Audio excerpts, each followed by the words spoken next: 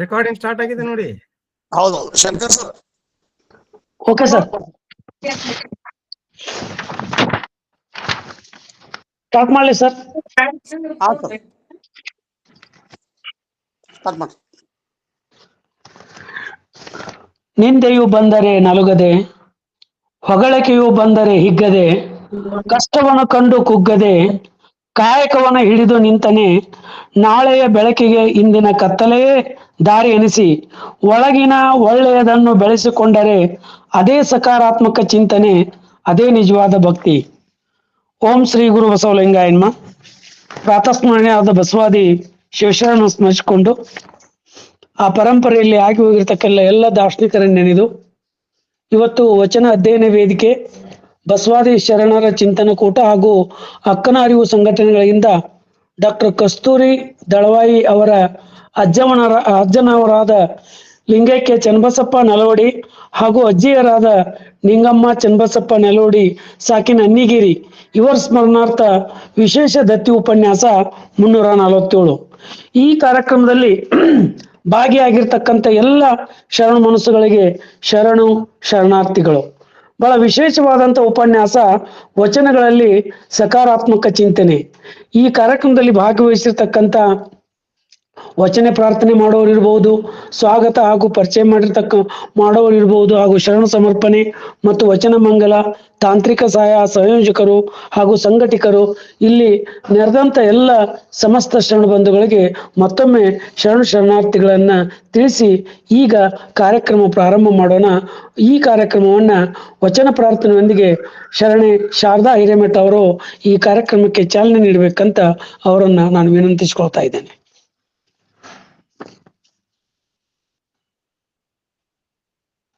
ಅಕ್ಕವ್ರು ಶಾರದಾ ಹಿರೇಮಠ. ಶಾರದಾ ಹಿರೇಮಠ ಅವ್ರು ಜಾಯ್ನ್ ಆಗಿರ? ಶಾರದಾ ಹಿರೇಮಠ ಇಲ್ಲ. ಸುಧಾಕರ್ ನೀವ? ಸುನಾ ಮಲ್ಲೇಶ್ವರ. Hello hello. ಹಾ ಅದಲ್ಲ. ಇದೇನ್ರಿ ಸರ್? ಎಲ್ಲ ಶರಣೆಯರಿಗೆ ಶರಣು ಶರಣಾರ್ಥಿಗಳು. ಒಂದು ಬಸವಣ್ಣವರ ವಚನದೊಂದಿಗೆ ನನ್ನ ಪ್ರಾರ್ಥನೆಯನ್ನ ಸಲ್ಲಿಸ್ತೀನಿ.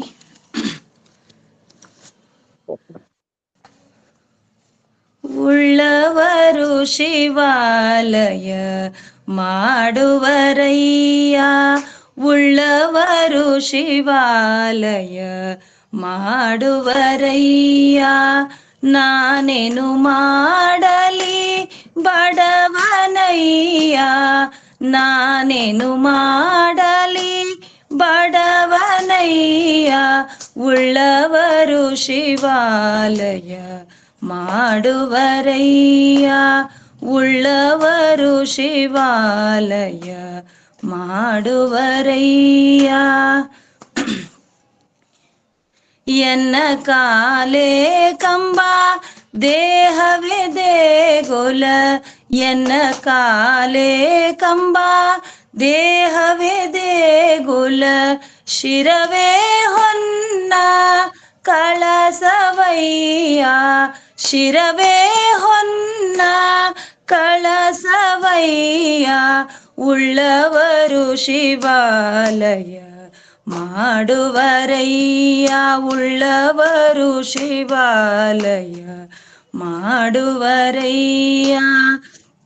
ಸ್ಥಾವರ ಕಳಿವುಂಟು ಜಂಗಮ ಕಳಿವಿಲ್ಲ, ಸ್ಥಾವರ ಕಳಿವುಂಟು ಜಂಗಮ ಕಳಿವಿಲ್ಲ, ಕೂಡಲ ಸಂಗಮ ದೇವಾ ದೇವಾ, ಕೂಡಲ ಸಂಗಮ ದೇವಾ ದೇವಾ, ಉಳ್ಳವರು ಶಿವಾಲಯ ಮಾಡುವರಯ್ಯ, ಉಳ್ಳವರು ಶಿವಾಲಯ ಮಾಡುವರಯ್ಯ. ಎನ್ನ ಕಾಲೇ ಕಂಬ ದೇಹವೇ ದೇಗುಲ, ಎನ್ನ ಕಾಲೇ ಕಂಬ ದೇಹವೇ ದೇಗುಲ ಶಿರವೇ ಹೊನ್ನ ಕಳಸವಯ್ಯ ಶಿರವೇ ಹೊನ್ನ ಕಳಸವಯ್ಯ ಉಳ್ಳವರು ಶಿವಾಲಯ ಮಾಡುವರಯ್ಯ ಸ್ಥಾವರ ಕಳಿವುಂಟು ಜಂಗಮ ಕಳಿವಿಲ್ಲ ಸ್ಥಾವರ ಕಳಿವುಂಟು ಜಂಗಮ ಕಳಿವಿಲ್ಲ ಕೂಡಲ ಸಂಗಮ ದೇವಾ ದೇವ ಕೂಡಲ ಸಂಗಮ ದೇವಾ ದೇವ ಉಳ್ಳವರು ಶಿವಾಲಯ ಮಾಡುವರಯ್ಯ ಉಳ್ಳವರು ಶಿವಾಲಯ ಉಳ್ಳವರು ಶಿವಾಲಯ ಪಮಗಮ ಪನಿ ಸಾನಿದ ಪಮ ಪಗಮ ಪಮಗರೆಸ ಉಳ್ಳವರು ಶಿವಾಲಯ ಉಳ್ಳವರು ಶಿವಾಲಯ ಉಳ್ಳವರು ಶಿವಾಲಯ ಮಾಡುವರಯ್ಯ. ಧನ್ಯವಾದಗಳು. ಬಹಳ ಸುಂದರವಾಗಿ ಆ ಒಂದು ವಚನಕ್ಕೆ ಜೀವವನ್ನು ಕೊಟ್ಟು ಹಾಡಿರ್ತಕ್ಕಂಥ ಶರಣೆ ಶಾರದಾ ಹಿರೇಮಠ ಅವರಿಗೆ ಅನಂತ ಅನಂತ ಧನ್ಯವಾದಗಳು. ನಿಜಕ್ಕೂ ಕೂಡ ನಮ್ಮ ಒಂದು ವಚನ ಅಧ್ಯಯನ ವೇದಿಕೆ ಹೆಮ್ಮೆ ಅಂತ ನನ್ನ ಭಾವನೆ.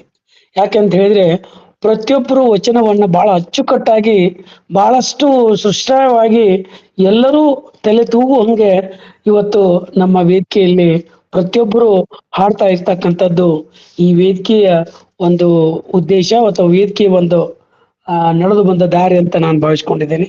ಈಗ ಈ ಕಾರ್ಯಕ್ರಮಕ್ಕೆ ಬಂದಂತ ವಿಶೇಷ ಉಪನ್ಯಾಸಕರನ್ನ ಹಾಗೂ ಇಲ್ಲಿ ಸೇರಿದಂತ ಎಲ್ಲ ಸಮಸ್ತ ಶರಣ ಬಂಧುಗಳನ್ನ ಸ್ವಾಗತಿಸಿ ಪ್ರಾಸ್ತಾವಿಕ ಪರಿಚಯ ಮಾಡಿಕೊಡ್ಲಿದ್ದಾರೆ ಶರಣೆ ವಿಜಯಲಕ್ಷ್ಮಿ ಹಂಗರಗಿ. ಅವ್ರಿಗಾಗಿ ಈ ವೇದಿಕೆ. ಓಂ ಶ್ರೀ ಗುರು ಬಸವಲಿಂಗಾಯ ನಮಃ. ವಚನ ಸತ್ಯದ ನುಡಿ ತೀರ್ಥ, ಭಕ್ತಿಯ ನಡೆ ತೀರ್ಥ, ಮುಕ್ತಿಯ ಪ್ರಸಂಗವುಳ್ಳಡೆ ತೀರ್ಥ, ಹರಿವ ನದಿ ಎತ್ತನಾ ತೀರ್ಥ ರಾಮನಾಥ. ಜೇಡರ ದಾಸಿಮಯ್ಯನವರ ವಚನವನ್ನು ಸ್ಮರಿಸುತ್ತಾ ಇಂದಿನ 347ನೇ ವಿಶೇಷ ದತ್ತಿ ಉಪನ್ಯಾಸವನ್ನು ವಚನ ಅಧ್ಯಯನ ವೇದಿಕೆ ಬಸವಾದಿ ಶರಣರ ಚಿಂತನ ಕೂಟ ಹಾಗೂ ಅಕ್ಕನ ಅರಿವು ಸಂಘಟನೆಗಳಿಂದ ಡಾಕ್ಟರ್ ಕಸ್ತೂರಿ ದಳವಾಯಿ ಅವರ ಅಜ್ಜವನರಾದ ಲಿಂಗೈಕ್ಯ ಚನ್ನಬಸಪ್ಪ ನಲ್ವಡೆ ಹಾಗೂ ಅಜ್ಜಿಯವರಾದ ನಿಂಗಮ್ಮ ಚನ್ನಬಸಪ್ಪ ನಲ್ವಡೆ ಅನ್ನಿಗೇರಿ ಅವರ ಸ್ಮರಣಾರ್ಥ ವಿಶೇಷ ದತ್ತಿ ಉಪನ್ಯಾಸ ಕೊಡುತ್ತಿರುವ ಡಾಕ್ಟರ್ ಕಸ್ತೂರಿ ದಳವಾಯಿ ಅವರಿಗೆ ಸ್ವಾಗತ ಸುಸ್ವಾಗತ.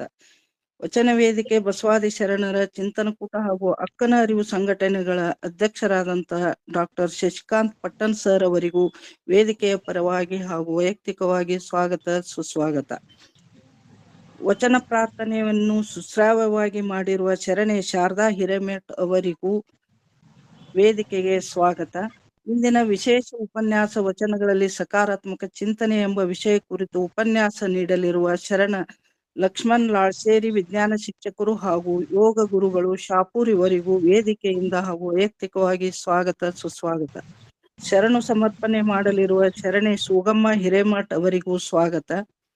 ವಚನ ಮಂಗಳ ಮಾಡಲಿರುವ ಶರಣೆ ಚಂದ್ರಕಲಾ ಗೂಗಲ್ ಇವರಿಗೂ ವೇದಿಕೆಗೆ ಸ್ವಾಗತ ಸುಸ್ವಾಗತ. ಇಂದಿನ ಕಾರ್ಯಕ್ರಮ ನಿರ್ವಹಣೆ ಮಾಡುತ್ತಿರುವ ಶರಣ ಶಂಕರ್ ಕುಪ್ಪಸ್ತಿವರಿಗೂ ಸ್ವಾಗತ ಸುಸ್ವಾಗತ ಹಾಗೂ ನಿರಂತರವಾಗಿ ತಾಂತ್ರಿಕ ಸಹಾಯ ಮಾಡುತ್ತಿರುವ ಡಾಕ್ಟರ್ ದಾನಮ್ಮ ಜಳಕಿ ಹಾಗೂ ಜಯಶ್ರೀ ಪಟ್ಟಣ್ ಪುಣೆ ಅವರಿಗೂ ಸ್ವಾಗತ ಸುಸ್ವಾಗತ. ಸಂಯೋಜಕರಾದ ಶರಣ ಸಂತೋಷ್ ಪಾಟೀಲ್, ಶರಣ್ ಬಸವರಾಜ್ ಹೂಗಾರ್, ಶರಣೆ ಗಿರಿಜಾ ಇಟಗಿ, ಡಾಕ್ಟರ್ ಎಚ್.ಎಫ್. ಯೋಗಪ್ಪನವರ್, ಶರಣ ಅನಿಲ್ ಕುಲಕರ್ಣಿ, ಶರಣ ವಿರಾಜ್ ಕುಲಕರ್ಣಿ ಇವರಿಗೂ ವೇದಿಕೆಗೆ ಸ್ವಾಗತ ಸುಸ್ವಾಗತ. ಈ ವೇದಿಕೆಯ ಸಂಘಟಕರಾದಂತಹ ಶರಣೆ ಪ್ರೊಫೆಸರ್ ಶಾರದಮ್ಮ ಪಾಟೀಲ್, ಶರಣೆ ಶರಣಮ್ಮ ನಾಸಿ, ಶರಣೆ ಸುಧಾ ಪಾಟೀಲ್ ಅವರಿಗೂ ವೇದಿಕೆಗೆ ಸ್ವಾಗತ ಸುಸ್ವಾಗತ. ಇಂದಿನ ಈ ಗೂಗಲ್ ಮೀಟ್ ನಲ್ಲಿ ಭಾಗಿಯಾಗಿರುವಂತಹ ಎಲ್ಲ ಶರಣೆಯರಿಗೂ ಸ್ವಾಗತ ಸುಸ್ವಾಗತ. 347ನೇ ವಿಶೇಷ ದತ್ತಿ ನೀಡುತ್ತಿರುವ ಡಾಕ್ಟರ್ ಕಸ್ತೂರಿ ದಳವಾಯಿ ಅವರು ಕನ್ನಡ ಸಹ ಪ್ರಾಧ್ಯಾಪಕರು, ಸರ್ಕಾರಿ ಪ್ರಥಮ ದರ್ಜೆ ಕಾಲೇಜ್ ಹಾಗೂ ಸ್ನಾತಕೋತ್ತರ ಅಧ್ಯಯನ ಕೇಂದ್ರ ಗದಗ್. ಇವರು ಸೆಪ್ಟೆಂಬರ್ 8, 1972ರಲ್ಲಿ ಅನ್ನಿಗೇರಿಯಲ್ಲಿ ಜನನ. ತಾಯಿ ಶಂಕರಮ್ಮ, ತಂದೆ ಬಸಪ್ಪ. ಪ್ರಾಥಮಿಕ ಮಾಧ್ಯಮಿಕ ಶಿಕ್ಷಣವನ್ನು ಅನ್ನಿಗೇರಿಯಲ್ಲಿ ಮುಗಿಸಿ MA, ML, MPhil, PhD ಯನ್ನು ಕೂಡ ಮುಗಿಸಿರುತ್ತಾರೆ. ಸಂಶೋಧನೆ, ಕತೆ, ಕಾದಂಬರಿಗಳಲ್ಲಿ ಮುಸ್ಲಿಂ ಮಹಿಳಾ ಸಂವೇದನೆಗಳು. ಮಾರ್ಗದರ್ಶಕರು ದಿವಂಗತ ಡಾಕ್ಟರ್ HM ಮಹೇಶ್ವರಯ್ಯ, ಕುಲಪತಿಗಳು, ಕೇಂದ್ರೀಯ ವಿಶ್ವವಿದ್ಯಾಲಯ ಕಲಬುರ್ಗಿ. ಇವರು 29 ವರ್ಷ ಸೇವೆಯನ್ನು ಸಲ್ಲಿಸಿದ್ದು ಈಗ ಪ್ರಸ್ತುತ ಗದಗ್ನಲ್ಲಿ ಸೇವೆ ಸಲ್ಲಿಸುತ್ತಿದ್ದಾರೆ. ನಾರಿ ಶಕ್ತಿ ಗೌರವ, 20 ಸಂಶೋಧನಾ ಲೇಖನಗಳು. ಬೋಳುವಾರ್ ಮೊಹಮ್ಮದ್ ಕುಂಞಿ ಕಥೆಗಳ ಅಧ್ಯಯನ ಮಾಡಿರುತ್ತಾರೆ. ರಾಜ್ಯ, ರಾಷ್ಟ್ರೀಯ, ಅಂತಾರಾಷ್ಟ್ರೀಯ ಮಟ್ಟದಲ್ಲಿ ಪ್ರಬಂಧ ಮಂಡನೆ ಮಾಡಿರುತ್ತಾರೆ. ಪ್ರಶಸ್ತಿಗಳು ಇವರಿಗೆ: ವಿದ್ಯಾವಿಭೂಷಣ, ಗುರುಕುಲ ತಿಲಕ, ಅತ್ಯುತ್ತಮ ಯುವ ಸಂಶೋಧಕಿ, ಕರ್ನಾಟಕ ರತ್ನ, ರಾಜ್ಯೋತ್ಸವ ರತ್ನ, ಬಸವ ಭೀಮ. ಹೀಗೆ ಕನ್ನಡ ಸಾರಸ್ವತ ಲೋಕದ ಸೇವೆಯನ್ನು ಮಾಡಿದ ಅವರಿಗೆ ಮತ್ತೊಮ್ಮೆ ವೇದಿಕೆಯ ಪರವಾಗಿ ಶರಣು ಶರಣಾರ್ಥಿಗಳು. ಪ್ರಾಸ್ತಾವಿಕ ನುಡಿ. ಡಾಕ್ಟರ್ ಶಶಿಕಾಂತ್ ಪಟ್ಟಣ್ ಸರ್ ಅವರ ಅಧ್ಯಕ್ಷತೆಯಲ್ಲಿ ವಚನ ಅಧ್ಯಯನ ವೇದಿಕೆ, ಅಕ್ಕನ ಅರಿವು ಸಂಘಟನೆಯನ್ನು ಹಾಗೂ ಬಸವಾದಿ ಶರಣರ ಚಿಂತನಕೂಟ ಸಂವಾದಗಳನ್ನು ಸುಮಾರು 6 ವರ್ಷಗಳಿಂದ ಸತತವಾಗಿ ಮುನ್ನಡೆಸುತ್ತಾ ಗೂಗಲ್ ಮೀಟ್ನಲ್ಲಿ ದತ್ತಿ ಉಪನ್ಯಾಸಗಳನ್ನು 340ಕ್ಕೂ ಹೆಚ್ಚು ನಡೆಸುತ್ತಿರುವುದು. ಪ್ರಸ್ತುತ 347 ಇವತ್ತು ನಡೆದಿರುವುದು. ಹಾಗೂ ಕನ್ನಡ ಕಾವ್ಯಕೂಟದಲ್ಲಿ ವಾರಕ್ಕೊಮ್ಮೆ ಉತ್ತಮ ಶೀರ್ಷಿಕೆ ನೀಡಿ ಕವನಗಳನ್ನು ಬರೆಯಲು ಪ್ರೋತ್ಸಾಹಿಸುತ್ತಾ ಅನೇಕ ಆಸಕ್ತರನ್ನು ತಮ್ಮೊಂದಿಗೆ ಕರೆದುಕೊಂಡು ಹೋಗುತ್ತಿರುವ ಹೆಮ್ಮೆಯ ವಿಷಯ. ಆನ್ಲೈನ್ನಲ್ಲಿ ಉಪನ್ಯಾಸಗಳನ್ನು ತಾವೂ ನೀಡಿ ಇತರರಿಗೂ ಬೆಳೆಯಲು ಹುರಿದುಂಬಿಸುತ್ತಿರುವ ಸ್ನೇಹ ಜೀವಿಯಾದ ಸರ್ ಅವರಿಗೂ ಶರಣು ಶರಣಾರ್ಥಿಗಳು. ಇಂದಿನ ವಿಶೇಷ ಉಪನ್ಯಾಸಕರಾದ ಶರಣ ಲಕ್ಷ್ಮಣ್ ಲಾಳ್ಶೇರಿ ಅವರು ವಿಜ್ಞಾನ ಶಿಕ್ಷಕರು ಮತ್ತು ಯೋಗ ಗುರುಗಳು. ಅವರ ತಂದೆ ಸುಬ್ರಾಯ್ ಲಾಳ್ಶೇರಿ, ತಾಯಿ ದೊಡ್ಡವ ಲಾಳ್ಶೇರಿ, ಅವರ ಪತ್ನಿ ಕಾವೇರಿ. ಅವರದು ಅನ್ಯೋನ್ಯ ದಾಂಪತ್ಯ ಜೀವನ. ಇವರ ಜನ್ಮಸ್ಥಳ ಲಚ್ಚಾನ್, ಇಂಡಿ ತಾಲೂಕು, ಜಿಲ್ಲೆ ವಿಜಯಪುರ. ಪ್ರಾಥಮಿಕ ಮಾಧ್ಯಮಿಕ ಶಿಕ್ಷಣವನ್ನು ಹುಟ್ಟೂರಿನಲ್ಲಿ ಮುಗಿಸಿ ಕಾಲೇಜ್ ಮತ್ತು ಪದವಿಯನ್ನು ಇಂಡಿಯಲ್ಲಿ ಮುಗಿಸಿರುತ್ತಾರೆ. MA ಕರ್ನಾಟಕ ಮುಕ್ತ ವಿಶ್ವವಿದ್ಯಾಲಯ ಧಾರವಾಡ ಹಾಗೂ B.Ed ಅನ್ನು ಇಂದಿರಾ ಗಾಂಧಿ ಮುಕ್ತ ವಿಶ್ವವಿದ್ಯಾಲಯ ದೆಹಲಿಯಲ್ಲಿ ಮುಗಿಸಿರುತ್ತಾರೆ. ಇವರು ಸರ್ಕಾರಿ ಮಾದರಿ ಪ್ರಾಥಮಿಕ ಶಾಲೆ ಪೇಟ್ ಶಾಪೂರ್ನಲ್ಲಿ 2002ರಿಂದ ಸೇವೆಯನ್ನು ಸಲ್ಲಿಸುತ್ತಿದ್ದು ಸುಮಾರು 23 ವರ್ಷ 5 ತಿಂಗಳು ಅದೇ ಶಾಲೆಯಲ್ಲಿ ಕಾರ್ಯನಿರ್ವಹಿಸುತ್ತಿದ್ದಾರೆ. ಕೇವಲ 60 ಮಕ್ಕಳಿದ್ದ ಸರ್ಕಾರಿ ಶಾಲೆಯನ್ನು ಈಗ 530ಕ್ಕೂ ಹೆಚ್ಚು ವಿದ್ಯಾರ್ಥಿಗಳು ಸದ್ಯ ಓದುತ್ತಿರುವುದು ಹೆಮ್ಮೆಯ ವಿಷಯ. ಅವರ ಸತತ ಪ್ರಯತ್ನದಿಂದ ಆಗಿರುವುದು. ಯಾಕಂದ್ರ ಅಲ್ಲೇ ನಾನು 1 ವರ್ಷದ ಹಿಂದೆ 2024-25ರಲ್ಲಿ ಅದೇ ಶಾಲೆಯ ಹಿರಿಯ ಮುಖ್ಯ ಗುರುಗಳಾಗಿ ಸೇವೆ ಸಲ್ಲಿಸಿದ್ದು ಸರ್ ಅವರು ತುಂಬಾ ಚಿರಪರಿಚಿತರು. 15 ಜನ ಸಿಬ್ಬಂದಿ ಇದ್ದು ಅಲ್ಲಿ ಎಲ್ಲ ಶಿಕ್ಷಕರು ಒಂದು ಕುಟುಂಬದಂತೆ ಕಾರ್ಯನಿರ್ವಹಿಸುತ್ತಾ ಬಂದಿದ್ದಾರೆ. ಸರ್ಕಾರಿ ಪ್ರಾಥಮಿಕ ಶಾಲಾ ನೌಕರರ ಸಂಘದ ಅಧ್ಯಕ್ಷರೂ ಆಗಿರುತ್ತಾರೆ. ತಾಲೂಕಿನ ಎಲ್ಲ ಶಿಕ್ಷಕರ ಸಮಸ್ಯೆಗಳನ್ನು ಬಗೆಹರಿಸುವಲ್ಲಿ ಪ್ರಮುಖ ಪಾತ್ರ ಸರ್ ಅವರದು.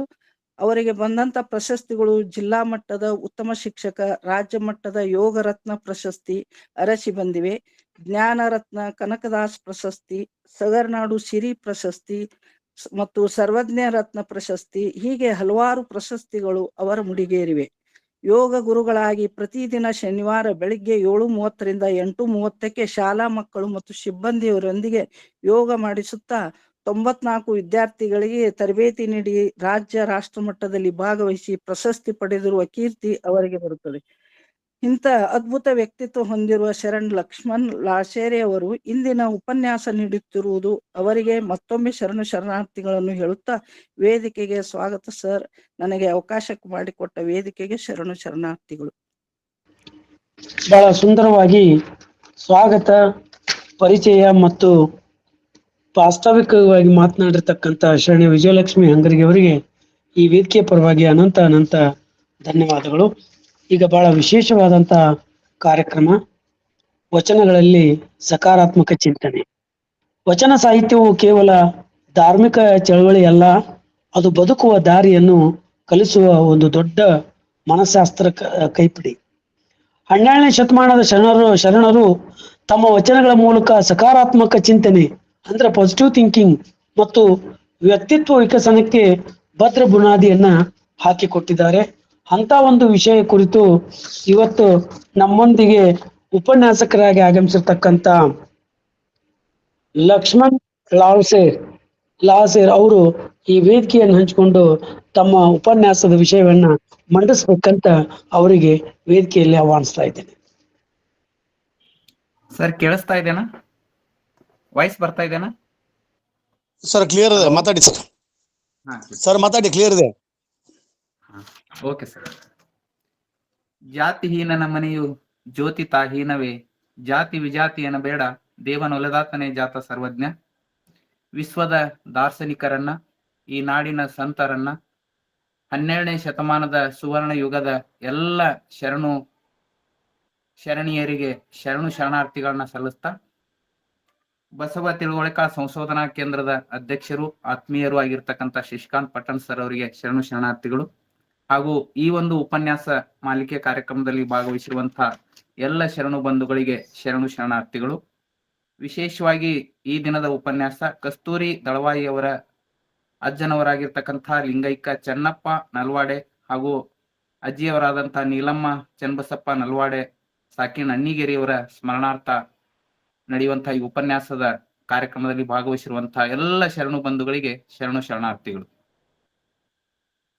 ವಿಶೇಷವಾಗಿ ಜಗತ್ತಿನ ಎಲ್ಲ ದಾರ್ಶನಿಕರಾಗಿರ್ಬೋದು, ಸಂತರಾಗಿರ್ಬೋದು, ಶರಣರಾಗಿರ್ಬೋದು, ಅಥವಾ ಮಹಾತ್ಮರಾಗಿರ್ಬೋದು, ಋಷಿ ಮುನಿಗಳಾಗಿರ್ಬೋದು, ಈ ನಾಡಿಗೆ ಸಾಕಷ್ಟು ಜನ ಕೊಡುಗೆಯನ್ನ ಕೊಟ್ಟು ಹೋಗಿದ್ದಾರೆ. ಅವರೆಲ್ಲ ಆಶಯ ಒಂದೇ ಆಗಿತ್ತು, ಮನುಷ್ಯನ ಬದುಕು ಹಸನಾಗ್ಬೇಕು, ಮನುಷ್ಯನ ಬದುಕಿನಲ್ಲಿ ಬೆಳಕು ಬರಬೇಕು, ಮನದ ಕುಂದು ಕೊರತೆಗಳು, ಮನದ ಕತ್ತಲೆ ತೊಲಗಿ ಆ ಮನುಷ್ಯ ಆನಂದದಿಂದ ಬದುಕಬೇಕು, ಜೊತೆಗೆ ಆನಂದದ ಬೆಳಕಾಗಿ ಸಮಾಜಕ್ಕೆ ಆನಂದದ ಕಿರಣಗಳನ್ನ ಸಲ್ಲಿಸ್ಬೇಕು, ಅವನು ಆ ವ್ಯಕ್ತಿಯಿಂದ ನೂರಾರು ಜನರಿಗೆ ಆನಂದ ದೊರಕಬೇಕು ಅನ್ನೋ ಆಶಯದಿಂದಾನೇ ಬದುಕೋದವರು. ಸೊ ಆ ದೃಷ್ಟಿಕೋನ ಇಟ್ಕೊಂಡ್ರೆ ನಾವೆಲ್ಲರೂ ಒಂದು ಪ್ರಶ್ನೆ ಮಾಡ್ಕೋಬೇಕಾಗ್ತದೆ. ಸಾಕಷ್ಟು ಜನರು ನಡೆದು ಹೋಗಿರುವಂತಹ ದಾರಿ, ಅವರೆಲ್ಲರೂ ನಮ್ಗೆ ಸಾಕಷ್ಟು ಬೆಳಕನ್ನ ಚೆಲ್ಲಿ ಹೋಗಿದ್ದಾರೆ. ಸೊ ಹಾಗಾಗಿ ನಮ್ಗೆ ಹೊಸದಾದ ಬೆಳಕು ಹಚ್ಚಬೇಕಾದಂತ ಅವಶ್ಯಕತೆ ಇಲ್ಲ. ಆ ಬೆಳಕಿನಡಿಯಲ್ಲಿ ನಡೆದ್ರೆ ಸಾಕಾಗಿದೆ ಅನ್ನೋ ಮಟ್ಟಿಗೆ ಈ ಈ ಜ್ಞಾನಕ್ಕೇನು ಕೊರತೆ ಇಲ್ಲ ಜಗತ್ನಲ್ಲಿ, ಆ ಬೆಳಕಿನಲ್ಲಿ ನಡೆಯುವ ಮಟ್ಟ ನಮ್ಮದು ಕೊರತೆ ಆಗ್ತಾ ಇದೆ ಅನ್ನೋ ಅನಿಸ್ತದೆ. ಜ್ಞಾನಕ್ಕೇನು ಕೊರತೆ ಇಲ್ಲ, ಆದ್ರೆ ಆಚರಣೆಯಲ್ಲಿ ಸ್ವಲ್ಪ ವ್ಯತ್ಯಾಸ ಆಗ್ತಾ ಇದೆ ಅನ್ನೋ ಆ ದೃಷ್ಟಿಕೋನ ಇಟ್ಕೊಂಡ್ರೆ ನನಗೆ ಇವತ್ತು ವಿಶೇಷವಾಗಿ ವಚನಗಳಲ್ಲಿ ಸಕಾರಾತ್ಮಕ ಚಿಂತನೆ ಅಂತ ಅನ್ನೋ ವಿಷಯ ಇದೆ. ಸೊ ಇಲ್ಲಿ ನಾನು 12ನೇ ಶತಮಾನ, ಇಡೀ ಜಗತ್ತಿನಲ್ಲಿ ವಿಶ್ವದ ಇತಿಹಾಸ ಪುಟಗಳಲ್ಲಿ 12ನೇ ಶತಮಾನ ಸುವರ್ಣ ಯುಗದ ಶತಮಾನ ಅಂತ ಕರಿತೀನಿ. ಅಂತ ಶತಮಾನ ಇನ್ನು ಬಂದಿರೋದು, ಮುಂದೆ ಬರ್ಲಿಕ್ಕಿಲ್ಲ ಅಂತ ನಾನು ಹೇಳ್ತೇನೆ.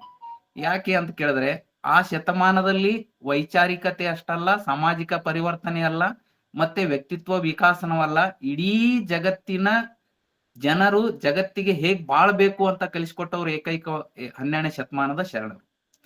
ಹೇಗೆ ಅಂತ ಕೇಳಿದ್ರೆ, ನಾವೆಲ್ಲರೂ ಇವತ್ತು ಯಾರೇ ಇರ್ಲಿ ಎಲ್ರೂ ಆರಾಮಾಗಿದ್ದೇವೇನೋ ಅಂತ ಬಹಳ ಜನ ಭೇಟಿಯಾದಾಗ ಹೇಳ್ತಿರ್ತಾರೆ, ಏನ್ರಿ ಸರ್ ಆರಾಮಿದ್ದೀರೇನ್ರಿ? ಆರಾಮಿದ್ದೇವ್ರಿ. ಫಸ್ಟ್ ವರ್ಡ್ ಆರಾಮಿದ್ದೀರಿ ಅಂತ ಬರುತ್ತೆ. ಆಮೇಲೆ ಸ್ವಲ್ಪ ಮಾತಾಡ್ತಾ ಹೋದಾಗ ಏನ್ ಅನ್ಸ್ತದೆ, ಆರಾಮಿದ್ರೆ ಏನ್ರಿ, ಏನ್ ಮಾಡೋದದ? ಕೆಲವೊಬ್ರು ವಯಸ್ಸಾಯ್ತು, ನಮ್ಗ ಅದು ತೊಂದ್ರೆ, ಇದು ತೊಂದ್ರೆ, ಆರೋಗ್ಯ ತೊಂದ್ರೆ ಅಂತ ಕೆಲವೊಬ್ರು ಹೇಳ್ಕೊಂಡ್ರೆ, ಇನ್ನೊಬ್ರು ತಮ್ಮ ವೃತ್ತಿ ಜೀವನದ ತೊಂದರೆಗಳು ಹೇಳ್ಕೊತಾರೆ, ಕೆಲವು ಸಂಸಾರಿಕ ತೊಂದರೆಗಳು ಹೇಳ್ಕೊತಾರೆ, ಕೆಲವೊಬ್ರು ಮನೆಯ ತೊಂದರೆಗಳು ಹೇಳ್ಕೊತಾರೆ. ಎಲ್ಲರಿಗೂ ಒಂದಿಲ್ಲ ಒಂದು ಚಿಂತೆಗಳು. ಆ ಚಿಂತೆಗೆ ನಾನು ಟೆನ್ಷನ್ ಅಂತ ಕರಿತೇನೆ. ಈ ಟೆನ್ಷನ್ ಅನ್ನೋ ಪದ ಹೆಂಗೆ ಪ್ರಾರಂಭ ಆಗುತ್ತೆ ಅಂತ ಕೇಳಿದ್ರೆ, ಇಡೀ ಜಗತ್ತಿನಲ್ಲಿ 95% ಕಾಯಿಲೆಗಳು, ದೇಹದ ಕಾಯಿಲೆಗಳು ಈ ಟೆನ್ಷನ್ ಇಂದ ಪ್ರಾರಂಭ ಆಗುತ್ತೆ. ಡೋರ್ ಆಫ್ ದ ಡಿಸೀಸ್ ಅಂತ ಕರಿತೀವಿ ಟೆನ್ಷನ್ ಅನ್ನೋದು.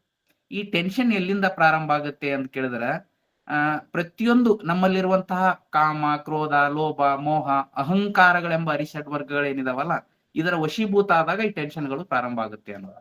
ಈ ಟೆನ್ಷನ್ ಅನ್ನು ಮುಕ್ತಿ, ಹಾಗಾದ್ರೆ ಈ ಟೆನ್ಷನ್ ಪದ ಟಿ ಇಂದ ಪ್ರಾರಂಭ ಆಗುತ್ತೆ. ನಾವು ಆ ಟಿ ಪದವನ್ನ ತೆಗೆದು ಅಲ್ಲಿ ಎ ಹಚ್ಚಿದ್ರೆ ಏನಾಗುತ್ತೆ? ಅಟೆನ್ಷನ್ ಆಗುತ್ತೆ. So there is tension, there is no attention.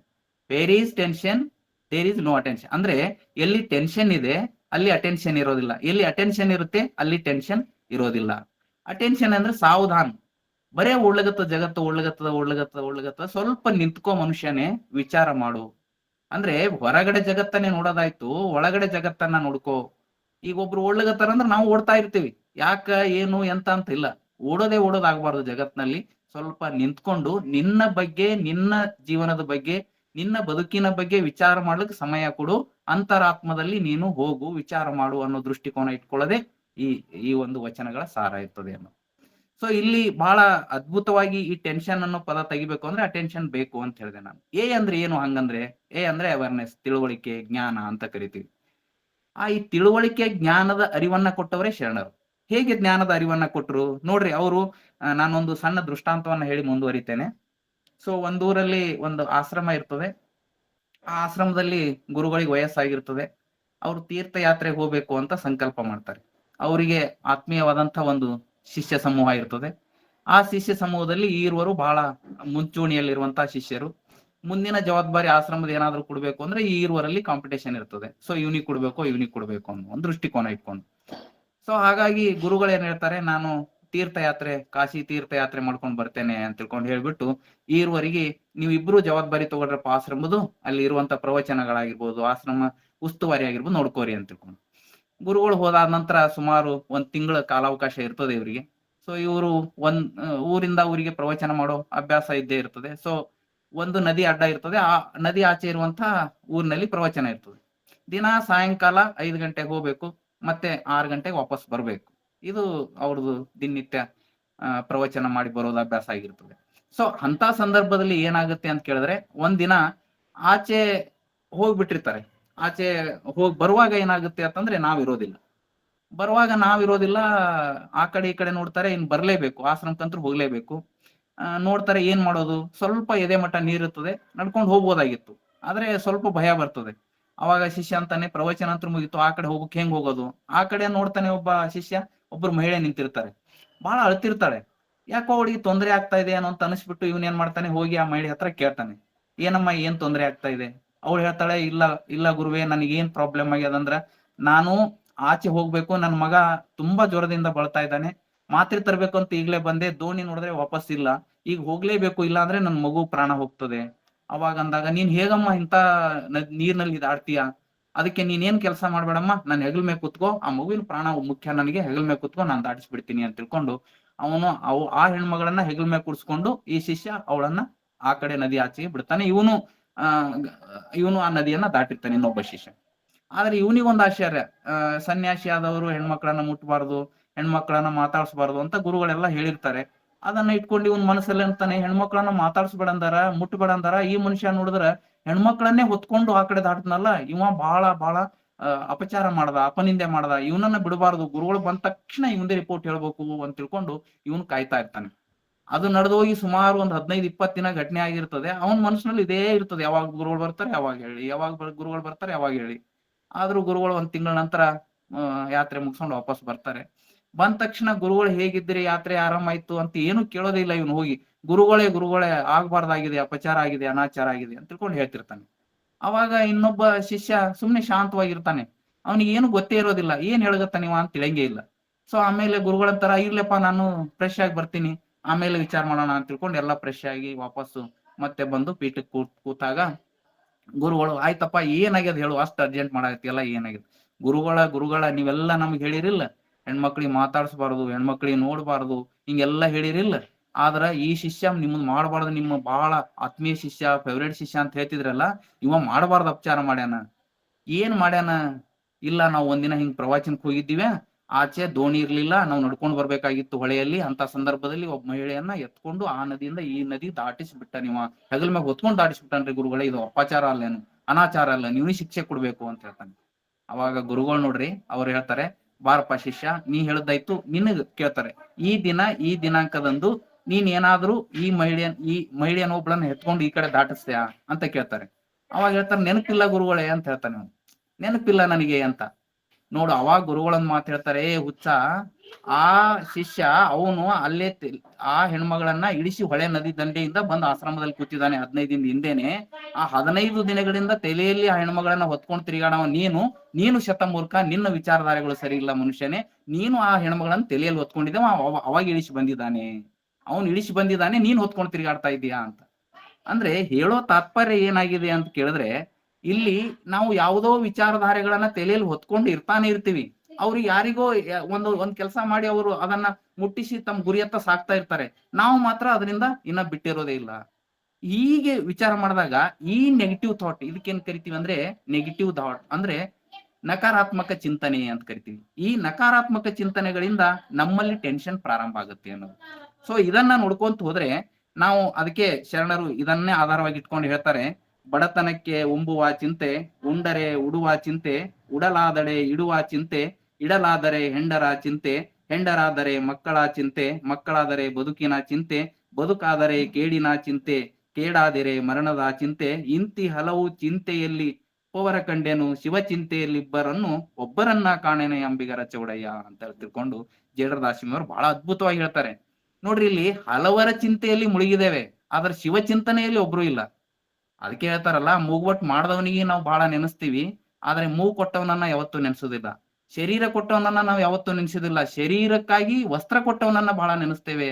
ಇದನ್ನ ನಮ್ಗೆ ಅರಿವಿರ್ಬೇಕು.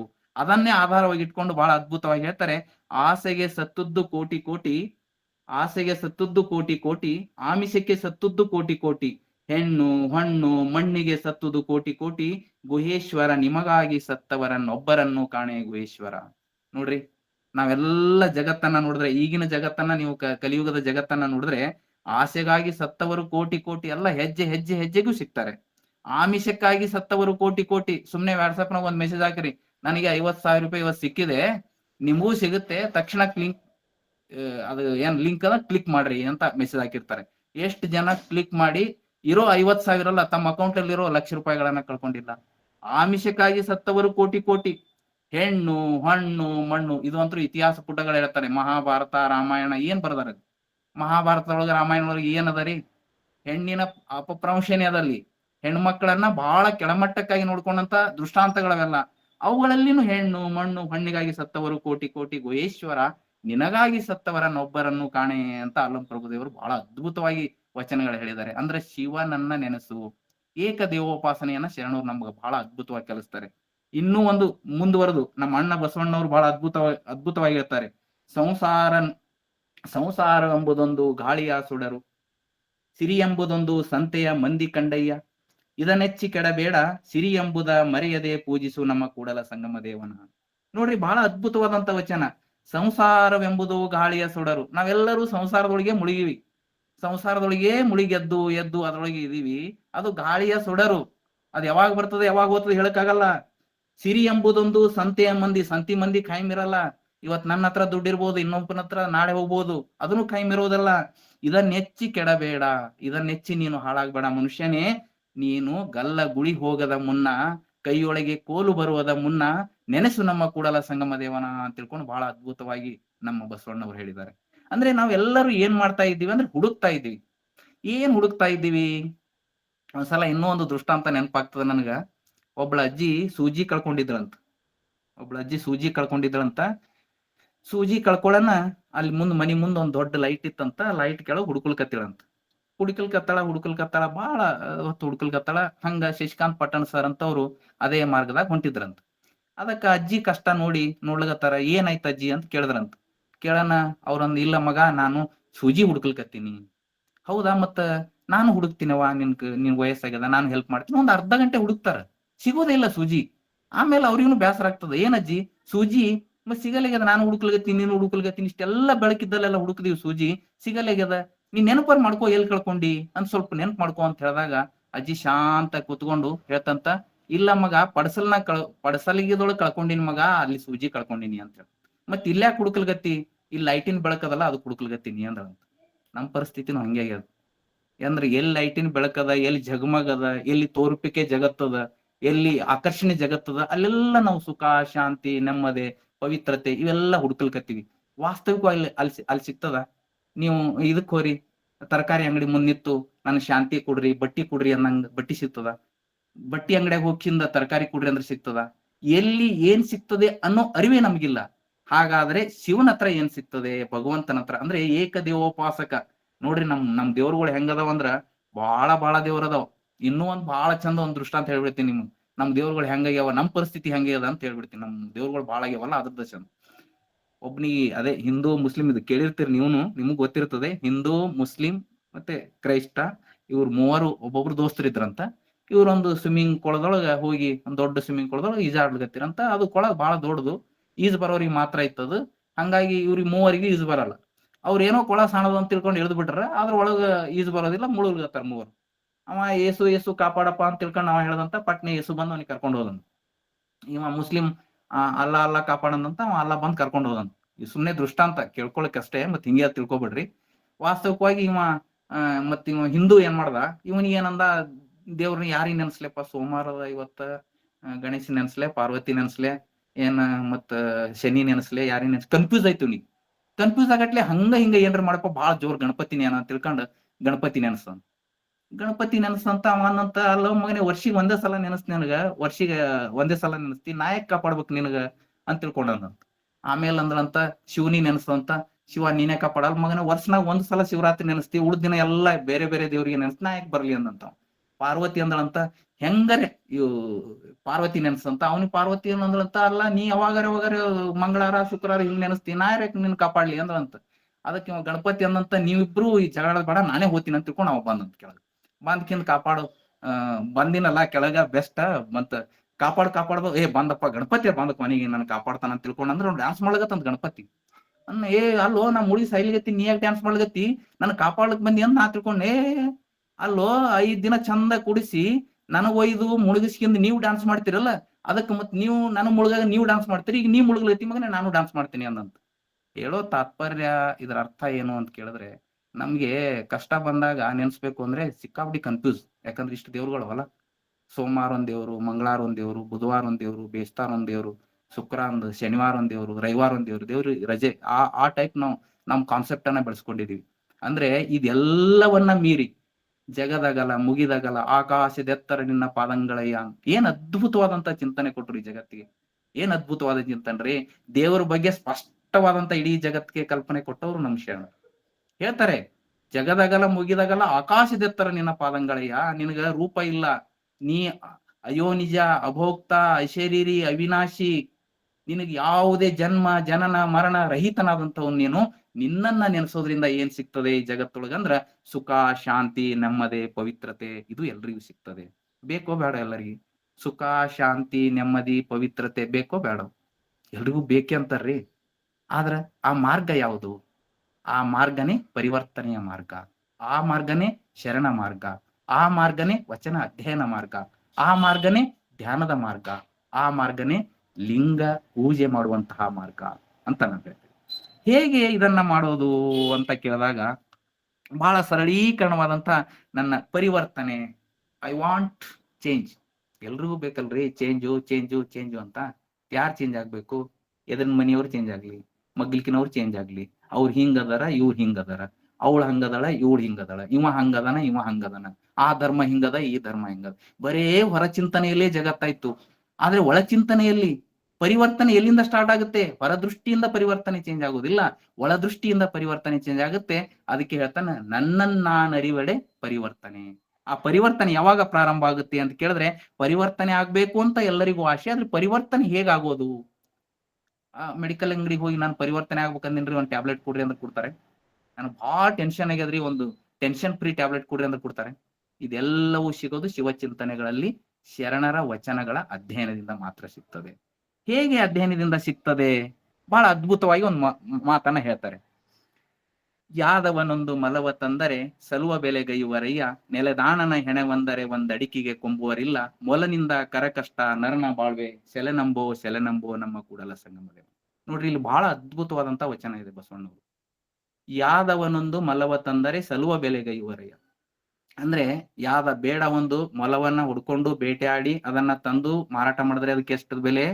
ಅದಕ್ಕೆ ಏನು ಇಲ್ಲ ಅಂದ್ರು 200, 300, 400, 500 ಕೊಟ್ಕೊಂಡ್ಕೋತಾರೆ. ನೆಲೆದಾಣನ ಹೆಣವಂದರೆ ಒಂದಡಿಕಿಗೆ ಕೊಂಬುವರಿಲ್ಲ. ನೀನ್ ಇರೋತನ ನಿನಗೆ ಬೆಲೆ, ನಿನ್ನ ಶರೀರಕ್ಕೆ ಬೆಲೆ. ನೀನ್ ಹೋದೊಳಕ್ ನಿನ್ಗೆ ಯಾವುದೂ ಬೆಲೆ ಇಲ್ಲ, ನಿನ್ನ ಶರೀರಕ್ಕೆ ಯಾವುದೂ ಬೆಲೆ ಇಲ್ಲ, ನಿನಗ್ ಮಾತ್ರ ಬೆಲೆ. ನೀನ್ ಯಾರ ಅನ್ನೋದೇ ನೀನ್ ಮರ್ತಿದಿ, ನಿನ್ನ ಶರೀರಕ್ಕೆ ಮಾತ್ರ ನೀನ್ ಪ್ರಾಶಸ್ತ್ಯ ಕೊಟ್ಟಿದಿ. ರಾಜ ಅದನಪ್ಪ, ನೀನ್ ಬಂದ್ರೆ ಅವನನ್ನ ಬೇರೆ ಬೇರೆ ರೀತಿಯಿಂದ ಸ್ವಾಗತ ಮಾಡ್ಕೋತಿ ಮನಿಗೆ. ನೆಲದಾಣನ ರಾಜ ಅದನ, ಅವ್ನ್ ಹೆಣ ಅದ, ಒಂದ್ ನಮಿಷ ಇಟ್ಕೋ ಅಂತಂದ್ರೆ ಚಪ್ಪಲಿ ಬೇಕಾದ್ರೆ ಇಟ್ರಿ, ಆದ್ರೆ ಹೆಣ ಇಡ್ಬೇಡ್ರಿ ಅಂತ ಹೇಳ್ತೀರಿ. ಅಂದ್ರೆ ಈ ಶರೀರಕ್ಕೆ ಯಾವತ್ತೂ ಬೆಲೆ ಇಲ್ಲ. ಇಲ್ಲಿರುವಂತಹ ಆತ್ಮ, ಒಳಗಡೆ ಇರುವಂತಹ ಚೇತನಾತ್ಮಕ್ಕೆ ಬೆಲೆ, ಆ ಜೀವಾತ್ಮಕ್ಕೆ ಬೆಲೆ. ಆ ಜೀವಾತ್ಮನೇ ನಾನಾಗಿದ್ದೀನಿ. ನಾ ಯಾರು ಅನ್ನೋ ಪ್ರಶ್ನೆಗೆ ನಾನು ಆತ್ಮ ಆಗಿದ್ದೀನಿ, ಚೇತನಾ ಶಕ್ತಿ ಆಗಿದ್ದೀನಿ, ಜೀವಾತ್ಮ ಆಗಿದ್ದೀನಿ ಅನ್ನೋದು ಕುರುಹನ್ನ ಶರಣರು ಕೊಡ್ತಾರೆ.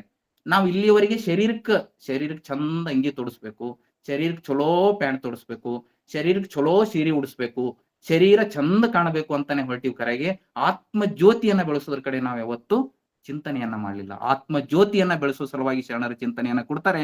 ಮೊಲೆ ಬಂದರೆ ಹೆಣ್ಣೆಂಬರು, ಗಡ್ಡ ಮೀಸೆ ಬಂದರೆ ಗಂಡೆಂಬರು, ಒಳಗೆ ಸುಳಿವ ಆತ್ಮ ಗಂಡು ಅಲ್ಲ ಹೆಣ್ಣು ಅಲ್ಲ, ಅದು ಚೇತನಾತ್ಮ. ಆತ್ಮಕ್ಕೆ ಯಾವುದೇ ಜಾತಿ ಮತ ಪಂಥ ಜಾತಿ ಇವ್ಯಾವೂ ಇಲ್ಲ, ಹೆಣ್ಣು ಗಂಡುನು ಇಲ್ಲ, ಅದಕ್ಕೆ ಅದು ಮೀರಿ ಇರುವಂತದ್ದೇ ಆತ್ಮ.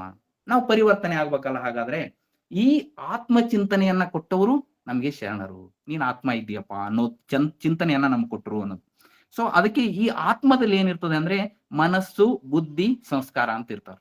ಮೂರ್ ಶಕ್ತಿಗಳು. ಆತ್ಮದ ಮೂರ್ ಶಕ್ತಿಗಳು ಯಾವುವು ಅಂದ್ರೆ ಮನಸ್ಸು, ಬುದ್ಧಿ, ಸಂಸ್ಕಾರ. ನಾನು ಪರಿವರ್ತನೆ ಆಗ್ಬೇಕು ಅಂತಂದ್ರೆ ಈ ಮನಸ್ಸು, ಬುದ್ಧಿ, ಸಂಸ್ಕಾರದಲ್ಲಿ ಮನಸ್ಸಿನನ್ನ ತಗೋತೀನಿ ನಾನು. ಮನುಷ್ಯ ಮನಸ್ಸು ಮಂಗೆ ಇದ್ದಂಗಂತ್ರಿ. ಅಂದ್ರೆ ಒಂದ್ ಕಡೆ ಇರೋದೇ ಇಲ್ಲ.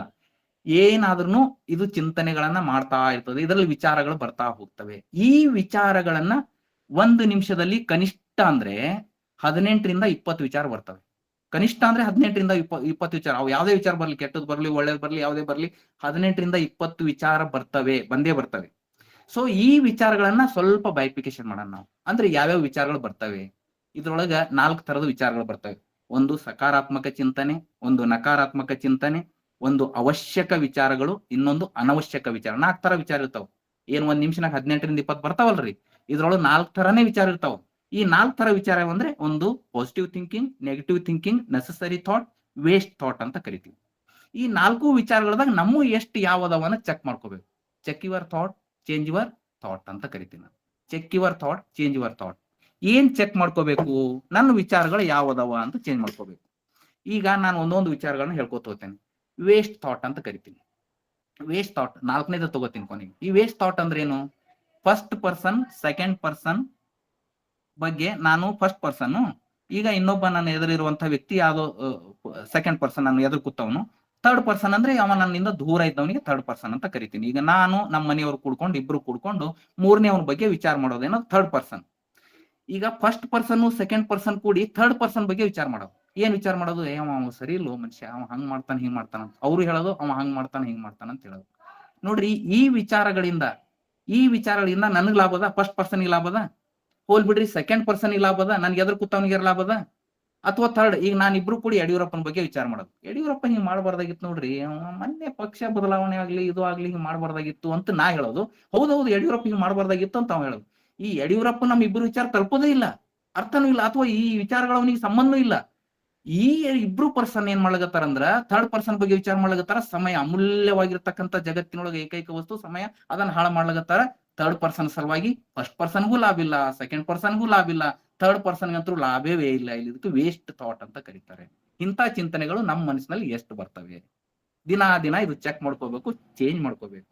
ಚೆಕ್ ಯುವರ್ ಮೈಂಡ್, ಚೇಂಜ್ ಮಾಡ್ಕೊ ಬರ್ತಿರ್ತವೆ. ನಮ್ ಸುಮ್ನೆ ಕೂತ್ರೆ 4 ಮಂದಿ ಕೂತ್ ಮಾತಾಡ್ತವಾಗ ಒಬ್ಬ ಎದ್ದು ಹೋದಂದ್ರೆ ಅವ್ನ ಬಗ್ಗೆ ಸ್ಟಾರ್ಟ್ ಆಗಿರುತ್ತೆ, 3ನೇದವ ಎದ್ದು ಹೋದಂದ್ರೆ ಇವನ್ ಬಗ್ಗೆ ಸ್ಟಾರ್ಟ್ ಆಗಿರುತ್ತೆ. ಸೊ ಈ ಚಿಂತನೆಗಳು ನಮ್ಮಲ್ಲಿ ಚೇಂಜ್ ಆದಾಗ ಮಾತ್ರ ನಾವು ಶರಣರ ವಚನಗಳಲ್ಲಿ ಹೋಗಲಿಕ್ಕೆ ಸಾಧ್ಯ ಇದೆ ಅನ್ನೋದು. ಸೊ ಇದು ಗೊತ್ತಾಯ್ತು ಅನಿಸ್ತದೆ. ವೇಸ್ಟ್ ಥಾಟ್, ನೆಸೆಸಿಟಿ ಥಾಟ್ ಅಂದ್ರೆ ಅವಶ್ಯಕ ವಿಚಾರ. ಅದಕ್ಕೆ ಹೇಳ್ತಾರೆ, ಆಸೆ ಎಂಬುದು ಅರಸಂಗಲ್ಲದೆ ಅಜಾತರಿಗುಂಟಿಯಯ್ಯ, ರೋಷ ಎಂಬುದು ಯಮದೂತರಿಗೆಲ್ಲದೆ. ಈ ತರ ಒಂದಿಷ್ಟು ವಚನಗಳು ಸಾಕಷ್ಟು ಇದಾವೆ. ನಾವು ವಚನಗಳನ್ನ ಹೇಳ್ತಾ ಹೋದ್ರೆ ಇವತ್ತು ವಚನಗಳ ಉಪನ್ಯಾಸನೇ ಆಗೋಗುತ್ತೆ. ಸೊ ಇದು ಏನದ ಅಂತಂದ್ರೆ ನೆಸೆಸಿಟಿ ಅಂದ್ರೆ ಅವಶ್ಯಕ ವಿಚಾರ. ಈಗ ನನಗೆ ಶರೀರ ಇದೆ, ಊಟ ಕೊಡಿಸ್ಬೇಕು, ಅದಕ್ಕೆ ಪಾಲನೆ ಮಾಡ್ಬೇಕು. ನನಗೆ ಗಂಡ ಇದ್ದಾರೆ, ಹೆಂಡತಿ ಇದ್ದಾರೆ, ಅದಕ್ಕೆ ಅವ್ರಿಗೆ ಸಂಸಾರ ಪಾಲನೆಯನ್ನ ಮಾಡ್ಬೇಕು. ನನಗ್ ತಂದೆ ಇದ್ದಾರೆ, ತಾಯಿ ಇದ್ದಾರೆ, ಅವ್ರಿಗೆ ಪಾಲನೆ ಮಾಡ್ಬೇಕು. ಇದ್ರೆಲ್ಲರ ಬಗ್ಗೆ ವಿಚಾರ ಮಾಡೋದು ತಪ್ಪಲ್ಲ. ಅಂದ್ರೆ ಎಷ್ಟದ ಅಷ್ಟ್ರ ಬಗ್ಗೆ ವಿಚಾರ ಮಾಡ್ಬೇಕು, ಅದನ್ನ ಮೀರಿ ವಿಚಾರ ಮಾಡೋದಲ್ಲ. ಇನ್ನೊಂದು ಬಹಳ ಸರಳೀಕರಣ ಸೂತ್ರ ಹೇಳ್ತೀನಿ ನಿಮ್ಗೆ. ಡಿ ವಿ ಗುಂಡಪ್ಪ ಅವ್ರು ಗೊತ್ತು ನಿಮ್ಗೆ. ಡಿ ವಿ ಗುಂಡಪ್ಪ ಅವರು SLC ಅಲ್ಲಿ ಫೇಲ್ ಆದವರು.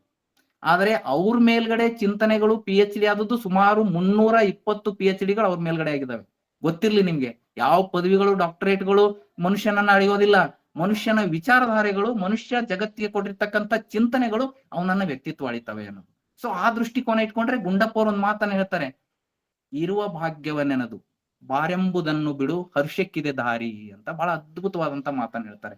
ನೋಡ್ರಿ, ಇದು ಎಲ್ಲಾ ಬಸ್ಗಳಲ್ಲಿ ಹಾಕಿರ್ತಾರೆ, ನಾವು ಓದ್ತೀವಿ ಅಷ್ಟೇ, ಅದನ್ನ ಅನ್ವಯಿಸೋದು ಬಹಳ ಕಡಿಮೆ. ಇರುವ ಭಾಗ್ಯವನ್ನೆನದು ಬಾರೆಂಬುದನ್ನು ಬಿಡು ಹರ್ಷಕ್ಕಿದೆ ದಾರಿ ಅಂತ. ಡಿ ವಿ ಗುಂಡಪ್ಪ ಹೇಳಿರ್ತಕ್ಕಂಥ ಮಾತು. ನೋಡ್ರಿ, ಇರುವ ಭಾಗ್ಯ ನನಗೆ ಭಗವಂತ ಇಷ್ಟೆಲ್ಲ ಅಮೂಲ್ಯವಾಗಿರ್ತ ಶರೀರ ಇಷ್ಟೆಲ್ಲ ಕೊಟ್ಟಿದ್ದಾನೆ, ಈ ಭಾಗ್ಯ ನೆನ್ಕೋಬೇಕು. ಎಷ್ಟೋ ಜನರಿಗೆ ಕಾಲಿಲ್ಲ, ಕೈ ಇಲ್ಲ, ಕಣ್ಣಿಲ್ಲ, ಹೌದಲ್ವಾ? ಇಷ್ಟು ಅಮೂಲ್ಯವಾದ ಶರೀರ ಕೊಟ್ಟಾನ. ಮಗ್ಲಿಕಿನ್ ಮನಿ 3 ಅಂತಸ್ತದ, ಅವ್ನ್ ಕಾರ್ ಇದ್ರ ದೊಡ್ಡದದ. ನನಗೆ ಈ ತರ ವಿಚಾರಗಳಲ್ಲ, ನೆಸೆಸಿಟಿ ಥಾಟ್ ಅಂತ ಕರಿತೀವಿ ನಾವು. ಅವಶ್ಯಕವಾಗಿರೋದನ್ನ ಮಾತ್ರ ವಿಚಾರ ಮಾಡ್ಬೇಕು. ನೆಲದ ಮ್ಯಾಗ ಕೂತಾವ್ ನಾವ್ ಹೆಂಗಾಗಿವ ಅಂತಂದ್ರ, ಈ ನೆಲದ ಮ್ಯಾಗ ಕೂತಂತ ವಿಚಾರ ಇಬ್ರು ಬಾಳ ಬಡವ್ರು ಏನ್ ಮಾಡ್ತಿರ್ತಾರ, ನಮ್ಮ ಒಂದು ತುತ್ತು. ಅದಕ್ಕೆ ಹೇಳ್ತಾರ, ಬಹಳ ಶರಣರು ಹೇಳಿಲ್ಲ, ಮೊದಲೇ ವಚನಗಳಲ್ಲಿ ಹೇಳದಲ್ಲ ನಾನು ಫಸ್ಟಿಗೆ ವಚನ, ಬಡತನಕ್ಕೆ ಉಂಬುವ ಚಿಂತರೆ, ಉಂಡರೆ ಉಡುವ ಚಿಂತೆ, ಉಡಲಾದಡೆ ಇಡುವ ಚಿಂತೆ, ಇಡಲಾದರೆ ಹೆಂಡರ ಚಿಂತೆ. ಹೀಗೆ ಹಲವು ಚಿಂತೆಗಳಲ್ಲಿ ಒಂದು. ಈಗ ನಮ್ಗೆ ಊಟ ಇಲ್ಲಪ್ಪ ಅಂದ್ರೆ ಊಟದ ಬಗ್ಗೆ ಬಡವ್ರು ಚಿಂತೆ ಮಾಡ್ತಿರ್ತಾರ. ಊಟ ಆದ ಬಳಿಕ ಸೈಕಲ್ ತಗೋಬೇಕು ಅನಿಸ್ತದ, ಸೈಕಲ್ ತಗೊಂಡ್ ಬಳಕ ಆರಾಮ ಇರ್ಬೇಕಿಲ್ಲ. ಕಾರ್ ತಗೋಬೇಕು ಅನಿಸ್ತದ, ಕಾರ್ ತಗೊಂಡ್ ಬಳಕ ಆರಾಮ ಇರ್ಬೇಕಿಲ್ಲ. ಇಲ್ಲ ಬೆಸ್ಟ್ ಕಾರ್ ತಗೋಬೇಕು ಅನಿಸ್ತದ, ಆ ಬೆಸ್ಟ್ ಕಾರ್ ತಗೊಂಡ್ ಬಳಕ ಆರಾಮ ಇರ್ಬೇಕು. ಇಲ್ಲ ಹೆಲಿಕಾಪ್ಟರ್ ತಗೋಬೇಕು ಅನಿಸ್ತದ, ಹೆಲಿಕಾಪ್ಟರ್ ತಗೊಂಡ್ ಬಳಕ ಮ್ಯಾಗ ಹಾರ್ಕೋತ ಆರಾಮ ಇರ್ಬೇಕಿಲ್ಲ. ನಂದೇ ಒಂದ್ ಸ್ವಂತ ಏರೋಪ್ಲೇನ್ ಅಲ್ಲಿ ಅನಿಸ್ತದ. ಏರೋಪ್ಲೇನ್ ಆರಟ್ಲೆ ಇಷ್ಟು ಉದ್ದ ಫೈಲ್ ಆಗಿರ್ತಾವ, ಈ ಒಂದ್ 10 ಟ್ಯಾಬ್ಲೆಟ್ ಆಗಿರ್ತಾವ. ಒಳಗ್ ಟ್ಯಾಬ್ಲೆಟ್ ಹಾಕೊಂಡು ಈ ಕಡೆ ಸೈ ಮಾಡಟ್ಲೆ ಕೆಳಗ್ ಕೂತ್ ನೋಡ್ತಿರ್ತಾನ. ಆ ಬಡವ್ರು ಎಷ್ಟು ಗುಡಿಸಲ್ದಾಗ ಆರಾಮದಾರ ನೋಡ್ತಾರ. ಅವ್ರೂನು ಹಿಂಗ್ ವಿಚಾರ ಮಾಡ್ತಿರ್ತಾರ ಅಂದ್ ಅರಿವು ನಮಗಿರೋದಿಲ್ಲ. ಅವರು ರೀಸೈಕಲ್ ಒಳಗೆ ಇರ್ತಾರ. ಅವ್ರೇನ್ ಆರಾಮದಾರ ಅಂತಲ್ಲ, ಅವ್ರು ಈ ಕಡೆ ನೋಡ್ಕೊತ ಅವ್ರ ಆರಾಮದಾರ. ಇವ ಮ್ಯಾಗ ಟಾಪ್ ನಾಗ ಕುತ್ಕೊಂಡು ಹೋಗ್ಯಾನ, ಇವನಂಗೆ ಗುರಿ ಕಟ್ಲಿಕತ್ತಾನ, ಇವ ಕೆಳಗ್ ನೋಡಿ ಇವ ಆರಾಮದಾನ. ಇದು ವಿಷ ವರ್ತುಲ ಅಂತ ಕರಿತೀವಿ. ಈ ವಿಷ ವರ್ತುಲದಲ್ಲಿ ನಾವು ಬೀಳಬಾರ್ದು. ನಮ್ಗೆ ಅವಶ್ಯಕ ಎಷ್ಟದ ಅಷ್ಟನ್ನ ಮಾತ್ರ ವಿಚಾರ ಮಾಡಬೇಕು ಅನ್ನೋದು. ಅದಕ್ಕೆ ನೆಸೆಸಿಟಿ ಥಾಟ್, ಎಷ್ಟು ಅವಶ್ಯ ಅದ ಅಷ್ಟ್ರ ಬಗ್ಗೆ ವಿಚಾರ ಮಾಡಬೇಕು. ಅದು ಅವಶ್ಯಕ ವಿಚಾರ. Negative thought most dangerous. 1 negative thought equal to 1 drop of poison ಅಂತ ಕರಿತೀವಿ. ಒಡಲೊಳಗಿನ ಬೆಂಕಿ ಒಡಲ ಸುಡದಲ್ಲದೆ ನೆರೆಮನೆ ಸುಡದಯ್ಯ ಕೂಡಲ ಸಂಗಮ ದೇವ. ಬಹಳ ತನಗೆ ಮುನಿದವರೆಗೆ ತಾ ಮುನಿಯಲೇಕಯ್ಯ, ಅವರಿಗಾದ ಕೇಡೇನು ತನಗಾದಡೇನು, ತನುವಿನ ಕೋಪ ತನ್ನ ಹಿರಿತನದ ಕೇಡು, ಮನದ ಕೋಪ ತನ್ನ ಅರಿವಿನ ಕೇಡು, ಮನೆಯೊಳಗಿನ ಕಿಚ್ಚು ಮನೆಯ ಸುಟ್ಟದಲ್ಲದೆ ನೆರೆಮನೆ ಸುಡದಯ್ಯ ಕೂಡಲ ಸಂಗಮ ದೇವ. ಎಷ್ಟು ಅದ್ಭುತವಾದಂತ ವಚನ ನೋಡ್ರಿ. ಅಲ್ಲೋ, ಒಳಗ್ ಬೆಂಕಿ ಹಚ್ಕೊಂಡಿದಿ, 10 ಒಳಗ್ ಬೆಂಕಿ ಹಚ್ಕೊಂಡು ಹೊರಗೆ ಆರಿಸು ಅಂದ್ರೆ ನೀರ್ ಎಲ್ಲಿಂದ ಹಾಕ್ತೀನಿ ನೀನು? ಸಕಾರಾತ್ಮಕ ಚಿಂತನೆಗಳು ಅಥವಾ ಒಳ್ಳೆ ವಿಚಾರಗಳನ್ನು, ತಣ್ಣೀರನ್ನ ಹಾಕ್ಲೇ ಇಲ್ಲ ನೀನು ಮನಕ್ಕೆ. ಅಲ್ಲಿ ನೆಗೆಟಿವ್ ವಿಚಾರಗಳನ್ನ ಹಚ್ಕೊಂಡು ಕೂತಿದ್ಯಾ. 1 ಡ್ರಾಪ್ ಆಫ್ ಪಾಯ್ಸನ್ ಅಂತ ಕರೀತಾರೆ. 1 ಹನಿ ವಿಷ ಕುಡ್ದಂಗೆ. ಏನ್ ನೆಗೆಟಿವ್ ಥಾಟ್? ನಾನು ಒಬ್ರ ಬಗ್ಗೆ ಹೇಳ್ತಾ ಇದ್ದೆ ಸರ್, ಹಿಂಗೆ ಹೇಳ್ತಾ ಇರುವಾಗ ಅವ್ರು ಹೇಳ್ತಾ ಇದ್ದೆ, Swami Vivekananda he is genius ಸನ್ಯಾಸಿ. ಬಹಳ ಅದ್ಭುತವಾದ ಮೊನ್ನೆ ನಾನು ಉಪನ್ಯಾಸ ಮಾಡೋನು ಹೇಳಿದೆ, ಹಿ ಜೀನಿಯಸ್ ಸನ್ಯಾಸರು ಒಬ್ಬ ಸಂತ ಹೇಗಿರ್ಬೇಕು ಜಗತ್ತಿಗೆ ಅಂತ ತೋರಿಸ್ಕೊಟ್ಟಂತ ಒಬ್ಬ ಪುಣ್ಯಾತ್ಮ. ಅವನ ಬಗ್ಗೆ ಹೇಳ್ತೀವಿ. ಸಂತರು ಸಿದ್ದೇಶ್ವರಪ್ಪಾಜಿ ಅವರು ಈ ನಾಡಿಗೆ ಸಂತರು ಹೇಗಿರ್ಬೇಕು ಅಂತ ಕಲಿಸಿಕೊಟ್ಟವ್ರು. ಕರ್ನಾಟಕದ ತ್ರಿರತ್ನರು ಅಂತ ಕರಿತೇನೆ ನಾನು.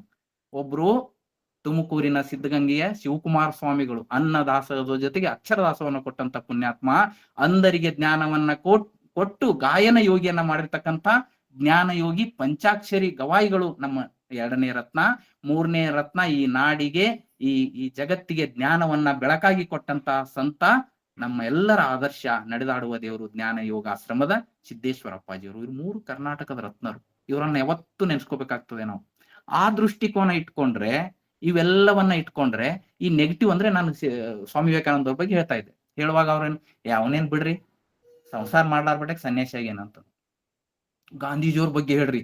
ಗಾಂಧೀಜಿಯವ್ರ ಬಗ್ಗೆ ಬಹಳ ಯಾರು ಬಿಡ್ತಾರೆ? ಯಾರು ಒಂದ್ ಶರ್ಟ್ ಬಿಚ್ಕೊಂಡು ತಿರ್ಗಾಡಕ್ ಆಗುತ್ತಾ? ಯಾರೋ ತಾಯಿಯ ಏನಂತಾರಲ್ಲ, ತಾಯಿಯ ಮೇಲೆ ವಸ್ತ್ರ ಇಲ್ಲ, ಅವಳು ಹಂಗೆ ಅವಳನ್ನ ನೋಡ್ಬಿಟ್ಟು ಗಾಂಧೀಜಿಯವ್ರು ಹೇಳ್ತಾರೆ, ನಾನು ನಿನ್ನ ಜೀವನದುದ್ದಕ್ಕೂ ವಸ್ತ್ರವನ್ನು ಹಾಕೋದೇ ಇಲ್ಲ, ನಾನು ಶೆಲ್ಲೆ ಮೇಗೆ ತಿರುಗಾಡ್ತೀನಿ ಅಂತ ಪ್ರಮಾಣ ಮಾಡ್ತಾರಲ್ಲ.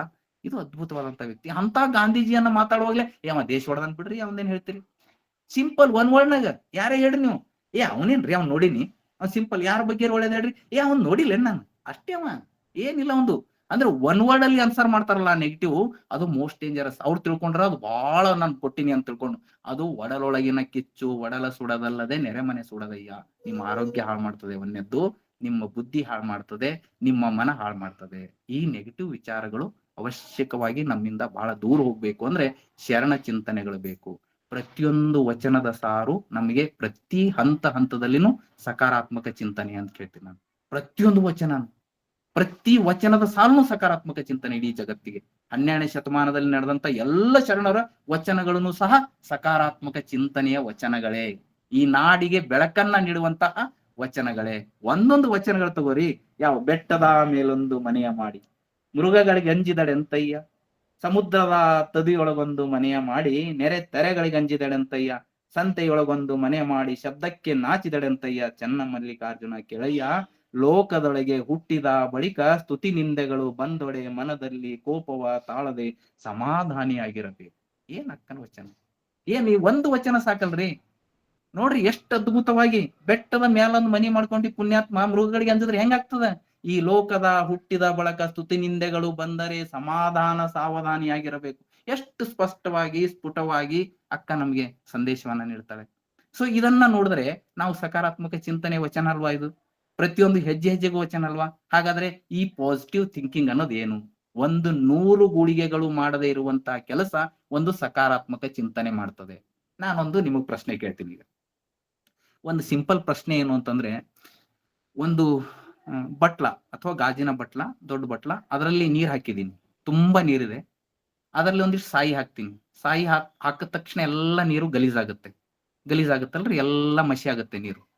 ಆ ಮಸಿ ಆ ಗಾಜಿನ ಬಟ್ಲವನ್ನ ಮುಟ್ಟಿದೇನೆ, ಅದನ್ನ ಕೈ ಹಿಡಿಯದೇನೆ ಅಥವಾ ಬೇರೆ ಯಾವುದೇ ಮಾರ್ಗವನ್ನ ಬಳಸಿ ಚೆಲ್ಲದೇನೆ ನೀವು ಆ ನೀರನ್ನ ಕ್ಲೀನ್ ಮಾಡ್ಬೇಕು. ಆ ನೀರನ್ನ ನಾವು ಕೈ ಹಚ್ಚದೇನೆ ಚೆಲ್ಲದೇನೆ ಕ್ಲೀನ್ ಮಾಡ್ಬೇಕು. ಅದಕ್ಕೆ ಒಂದೇ ಒಂದು ಸರಳೀಕರಣ ಸಾಧನ ಏನು ಅಂತ ಕೇಳಿದ್ರೆ, ಅಲ್ಲಿ ಒಳ್ಳೆ ನೀರನ್ನ ಹಾಕ್ತಾ ಹೋಗ್ಬೇಕು. ಕೆಟ್ಟ ನೀರನ್ನ ತಗ್ಲಿಕ್ಕೆ ಎಂದೂ ಪ್ರಯತ್ನ ಮಾಡಬಾರ್ದು. ಒಳ್ಳೆ ನೀರನ್ನ ಮೇಲ್ಗಡೆ ಹಾಕ್ತಾ ಹೋದಂಗೆ ಸಾಯಿ ನೀರು ಜೊತೆ ಹೋಗಿ ಹೋಗಿ ಹೋಗಿ ಹೋಗಿ ಒಂದಿನ ಒಳ್ಳೆ ನೀರು ಆ ಬಟ್ಟಲದೊಳಗೆ ಉಳಿತದೆ. ಇದೇ ಸಕಾರಾತ್ಮಕ ಚಿಂತನೆ. ಇದೇ ಶರಣರ ವಚನಗಳನ್ನ ನಿಮ್ಮ ಮನೆಯೊಳಗೆ ಪ್ರತಿಯೊಂದು ಮನೆಯಲ್ಲಿನೂ ಸಹ ಮಕ್ಕಳ ಕೈಯಲ್ಲಿ, ಮುಗ್ಧರ ಕೈಯಲ್ಲಿ ಮೊಬೈಲ್ ಬದಲು ಒಂದಿಷ್ಟು ವಚನಗಳ ದೀಪ್ತಿಗಳು, ಬುಕ್ಗಳು ನಿಮ್ಮ ಹತ್ರ ಇದ್ರೆ, ಹಿರಿಯರಾದವ್ರು ಹೇಳ್ತಿರ್ತಾರೆ, ಬಹಳ ಚಂದ ಹೇಳ್ತಾರೆ ಸರ್, ಅದ್ಭುತವಾಗಿ ಹೇಳ್ತಾರೆ. ನೀವ್ಯಾರು ಟಿವಿ ನೋಡ್ಬಾರ್ದು, ನೀವ್ಯಾರು ಧಾರಾವಾಹಿಗಳು ನೋಡ್ಬಾರ್ದು, ನೀವ್ಯಾರು ಅಲ್ಲಿ ಹೋಗ್ಬಾರ್ದು, ನೀವು ಸಿಗರೇಟ್ ಸೇದಬಾರ್ದು, ನೀವು ಬಿಡಿ ಸೇದಬಾರ್ದು, ನೀವು ತಂಬಾಕ್ ಮುಟ್ಬಾರ್ದು, ಗುಟ್ಕಾ ತಿನ್ಬಾರ್ದು, ಬ್ಯಾಡ ಬ್ಯಾಡ ಬ್ಯಾಡ, ಯಾವ್ದ್ಯಾವ್ದು ನೆನಪು ಮಾಡಬಾರ್ದು ಅಂತೀವಿ. ಇವೆಲ್ಲ ಇವ್ರಿಗೆ ನೆನಪು ಮಾಡಿಕೊಡ್ತಾರ ಚಂದಾಗಿ. ಅವ್ ಯಾಕ್ರಿ ಅವ್ರಿಗೆ ನೆನಪು ಮಾಡಿಕೊಡ್ತೀರಿ? ನಾನೊಂದ್ ಮಾತು ಹೇಳ್ತೀನಿ. ನೀವೆಲ್ಲ ಇದ್ದೀರಲ್ಲ ಈಗ 40 ಜನ, ನೀವು ನಿಮ್ ಬಾಗಿಲು ನೋಡ್ಬೇಡ್ರಿ ಅಂದಿರ್ತೀನಿ.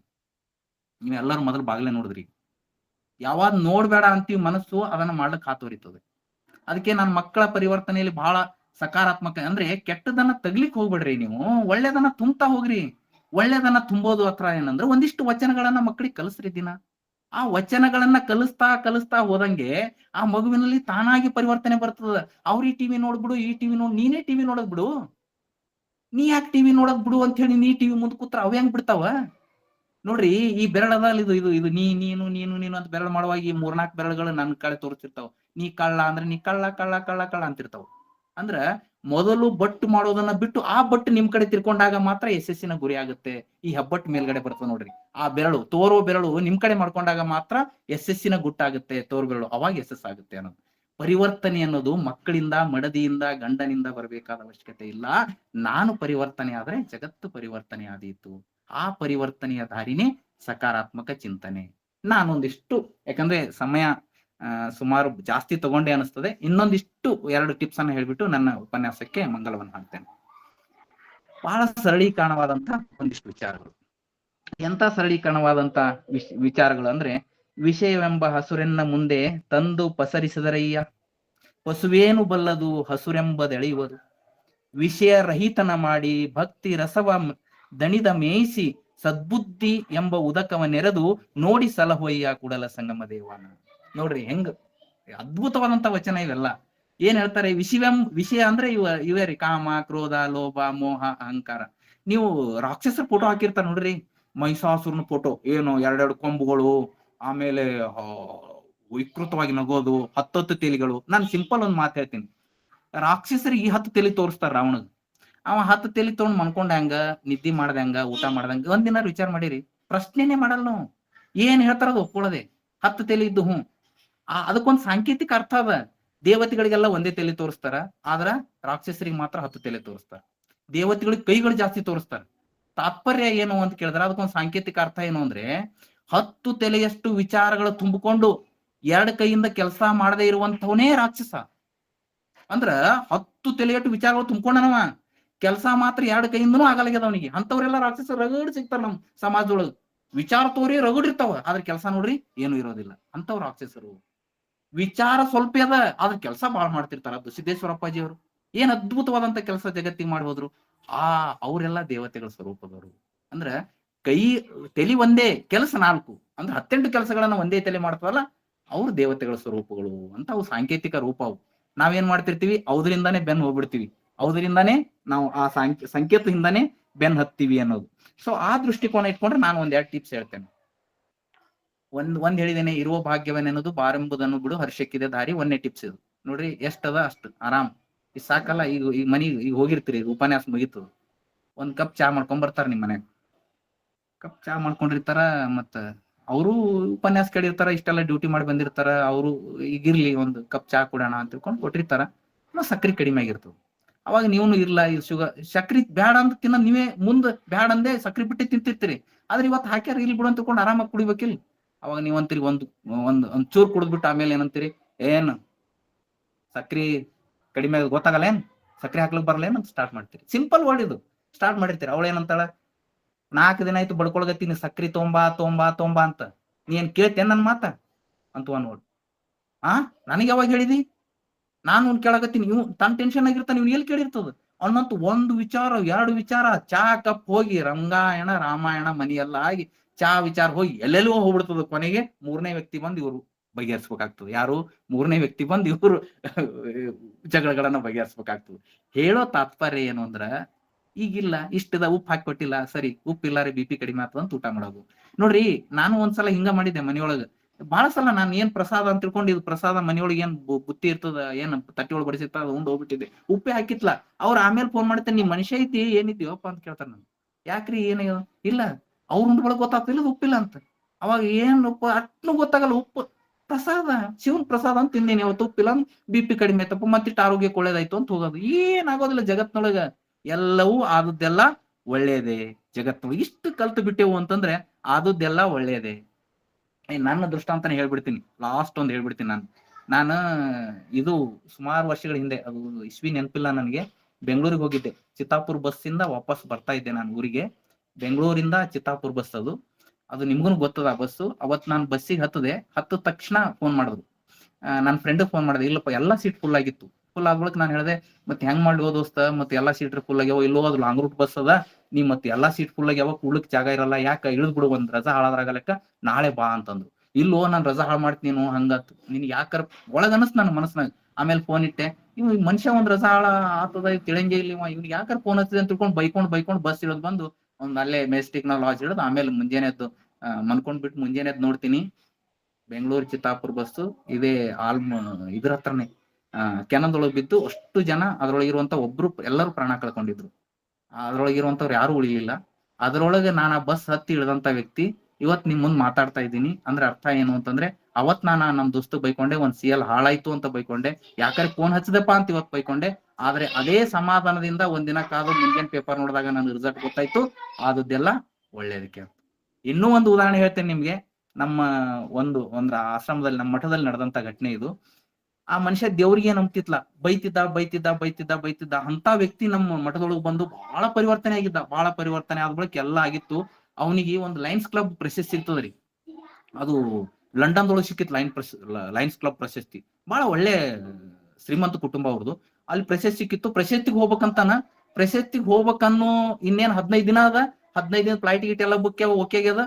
ಅವತ್ತೇ ಆಕ್ಸಿಡೆಂಟ್ ಆಗಿಬಿಡ್ತದ. ಅವ್ನು ಆಕ್ಸಿಡೆಂಟ್ ಆಗಿ ಪರಿಸ್ಥಿತಿ ಏನಾಗ್ತದ ಅಂತಂದ್ರೆ ಹೋಗ್ಲಿಕ್ಕೂ ಆಗಲ್ಲ. ಹಾಸ್ಪಿಟಲ್ ಒಳಗಿರ್ತಾನ.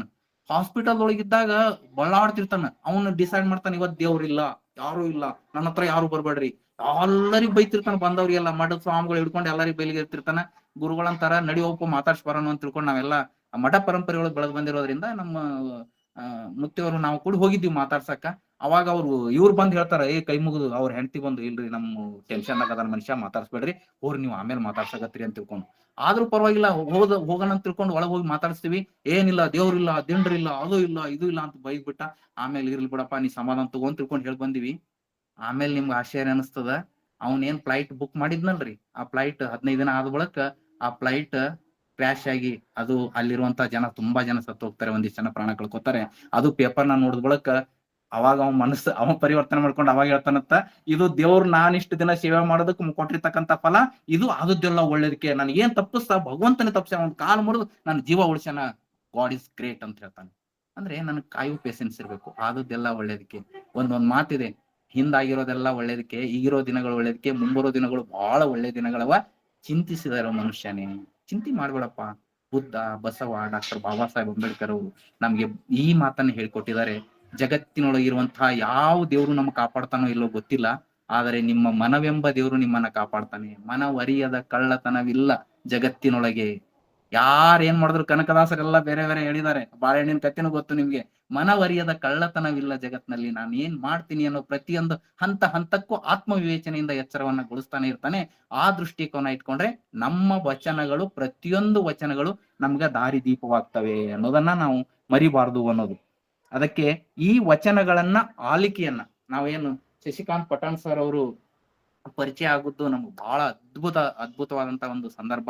ಯಾಕಂದ್ರೆ ಅಂತ ಅಪರೂಪದ ವ್ಯಕ್ತಿತ್ವ ಇರುವಂತಹ ಶಶಿಕಾಂತ್ ಪಠಾಣ್ ಸರ್ ಅವರು ಅದ್ಭುತವಾದಂತ ವಿಚಾರಧಾರೆಗಳು. ಏನ್ ತಮ್ಮ ಇಡೀ ಜೀವನವನ್ನ ನೋಡ್ರಿ, ಯಾರಾದ್ರೂ ನೌಕರಿ ಅಂತ ಸಾಯ್ತಿರ್ತಾವ ಹೊರಗಡೆ, ನನಗೂ ನೌಕರಿ ಬೇಕು, ನನಗೆ ನೌಕರಿ ಬೇಕು ಅಂತ ತಿಳ್ಕೊಂಡು, ಯಾವಾಗ ಬದುಕಿಗೆ ಒಂದು ಆಶ್ರಯ ಆದಂತ ನಿಂತಾಗ ಹಲವಾರು ಬದುಕಿಗೆ ಆಶ್ರಯ ಆಗ್ಬೇಕು ಅಂತ ನಿಂತ್ಕೊಳ್ಳುವಂತ ಮನೋಸ್ಥಿತಿ ಏನ್ ಬರ್ತವಲ್ಲ ಪಠಾಣ್ ಸರ್ದು, ಅವರು ತಮ್ಮ ವೃತ್ತಿಯನ್ನ ಸ್ವಯಂ ನಿವೃತ್ತಿಯನ್ನಗೊಳಿಸಿ ಆಮೇಲೆ ಇಡೀ ಬಸವ ತತ್ವಕ್ಕೆ ಆಚರಣೆಯನ್ನ, ಬೆಳಕಿನ ತತ್ವಕ್ಕೆ ಆಚರಣೆ ಸಲುವಾಗಿ ಈ ಅಕ್ಕನ ಅರಿವು ತಂಡ 2 ಇಂಟರ್ನ್ಯಾಷನಲ್ ಲೆವೆಲ್ ಸಂಶೋಧನೆ ವಚನಗಳಲ್ಲಿರುವಂತ ಹಲವಾರು ವಚನಗಳನ್ನ ತಿದ್ದಾರ್ರಿ. ಏನೆಲ್ಲ ವಚನಗಳನ್ನೆಲ್ಲ ವಿಡಂಬನೆ ಮಾಡಿದ್ದಾರೆ, ತಮ್ಮ ಬೇಕಾದಂಗ ವಚನಗಳನ್ನ ತಿದ್ಕೊಂಡಿದ್ದಾರೆ. ಅವೆಲ್ಲವನ್ನ ಸರಿಪಡಿಸಿ ಮೂಲ ವಚನಗಳನ್ನ ತಮ್ಮ ವಚನಧಾರೆಯಲ್ಲಿ ವ್ಯಕ್ತ ಮಾಡ್ತಾ ಇಂತ ಏನು ಉಪನ್ಯಾಸ ಮಾಲಿಕೆಗಳನ್ನ ವ್ಯಕ್ತ ಮಾಡಿದ್ದಾರೆ. ಹಲವಾರು ಉಪನ್ಯಾಸಕರು ಎಷ್ಟೆಷ್ಟು ಒಳ್ಳೆಯ ವಿಚಾರಗಳನ್ನ ಈ ಉಪನ್ಯಾಸ ಮಾಲಿಕೆಗಳು ಬಂದಿದ್ದಾರೆ. ಒಬ್ಬೊಬ್ರು ಪ್ರಾರ್ಥನೆ ಮಾಡ್ತಾರೆ, ಒಬ್ಬೊಬ್ರು ವಿಚಾರಧಾರೆ ವ್ಯಕ್ತ ಮಾಡ್ತಾರೆ. ಒಂದು ಉಪನ್ಯಾಸವನ್ನ ಹೇಳಬೇಕು ಅಂತಂದ್ರೆ 15 ದಿನ 20 ದಿನ 1 ತಿಂಗಳು ಮುಂಚೆ ಫೋನ್ ಮಾಡಿ ಅವ್ರದ್ದೆಲ್ಲಾನು ತೆಗೆದುಕೊಳ್ತಾರಲ್ಲ. ಈ ಶಿಸ್ತುಬದ್ಧವಾಗಿರ್ತಕ್ಕಂಥ ತಂಡ ರಚನೆ ಮಾಡಿರ್ತಕ್ಕಂಥ ಶಶಿಕಾಂತ್ ಪಠಾಣ್ ಸರ್ ಅವರಿಗೆ ಒಂದು ದೊಡ್ಡ ಶರಣಾರ್ಥಿಗಳನ್ನ ಮತ್ತು ಚಪ್ಪಾಳೆ ಶರಣಾರ್ಥಿಯನ್ನ ಸಲ್ಲಿಸಲೇಬೇಕಾಗ್ತದೆ.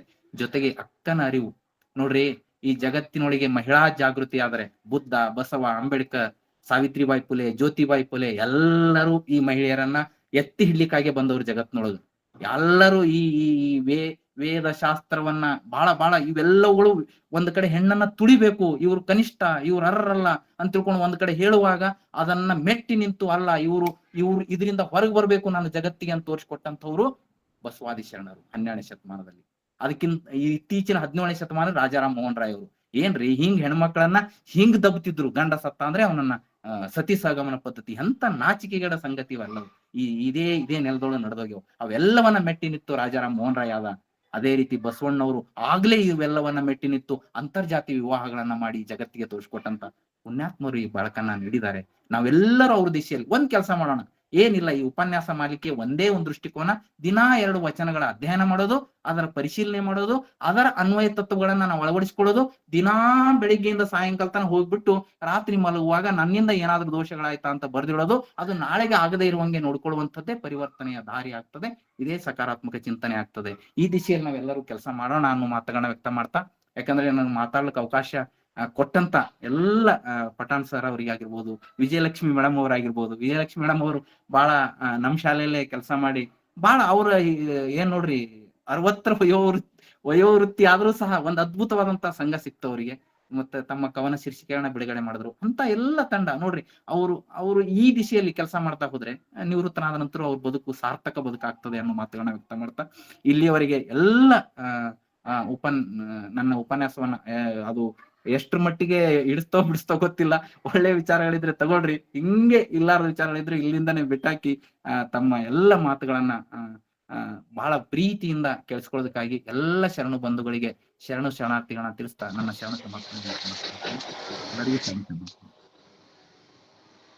ಇಲ್ಲಿವರೆಗೂ ಬಹಳಷ್ಟು ಅತ್ಯುತ್ತಮವಾದಂತ ಉಪನ್ಯಾಸ ಮಾಡಿದರು ನಮ್ಮ ಲಕ್ಷ್ಮಣ್ ಲಾಸೇರು.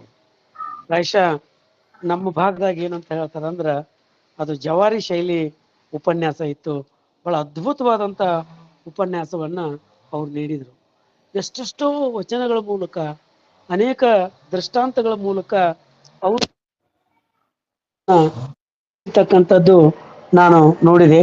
ಬಹುಶಃ ಅಂತರಂಗದ ಶುದ್ಧಿ ಮತ್ತು ಆತ್ಮವಿಶ್ವಾಸ ಇದು ಸಕಾರಾತ್ಮಕ ಅಂತಕ್ಕಂಥದ್ದು.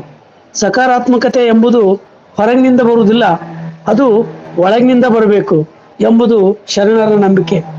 ಮನದ ಮನಸ್ಸು ಮಾಯವಾಗದಿದ್ದರೆ ಮಹಾದೇವ ಎಂತನೊಲಿಯುವನು ಅಂತಕ್ಕಂಥ ಈ ಶರಣರ ಒಂದು ವಚನ ಯುಕ್ತಿಯನ್ನ ಇಟ್ಕೊಂಡು ಇವತ್ತು ಬಹಳ ಅತ್ಯುತ್ತಮವಾದಂಥ ಉಪನ್ಯಾಸ ನೀಡಿದ್ರು. ಏನಂತ ಹೇಳಿದ್ರೆ, ಟೆನ್ಷನ್ ಪಕ್ಕಕ್ಕ ಏ ಅಂತ ಹಾಕಿ ಅಟೆನ್ಷನ್ ಮಾಡ್ಕೊಂಡ್ಬಿಟ್ರೆ ನಾವು ನಮ್ಮ ಜೀವನದಲ್ಲಿ ಏನಾದ್ರೂ ಸಾಧಿಸಬಹುದು ಅಂತಕ್ಕಂಥ ಒಳ್ಳೆ ಉಪನ್ಯಾಸ ನೀಡಿರ್ತಕ್ಕಂಥ ಲಕ್ಷ್ಮಣ್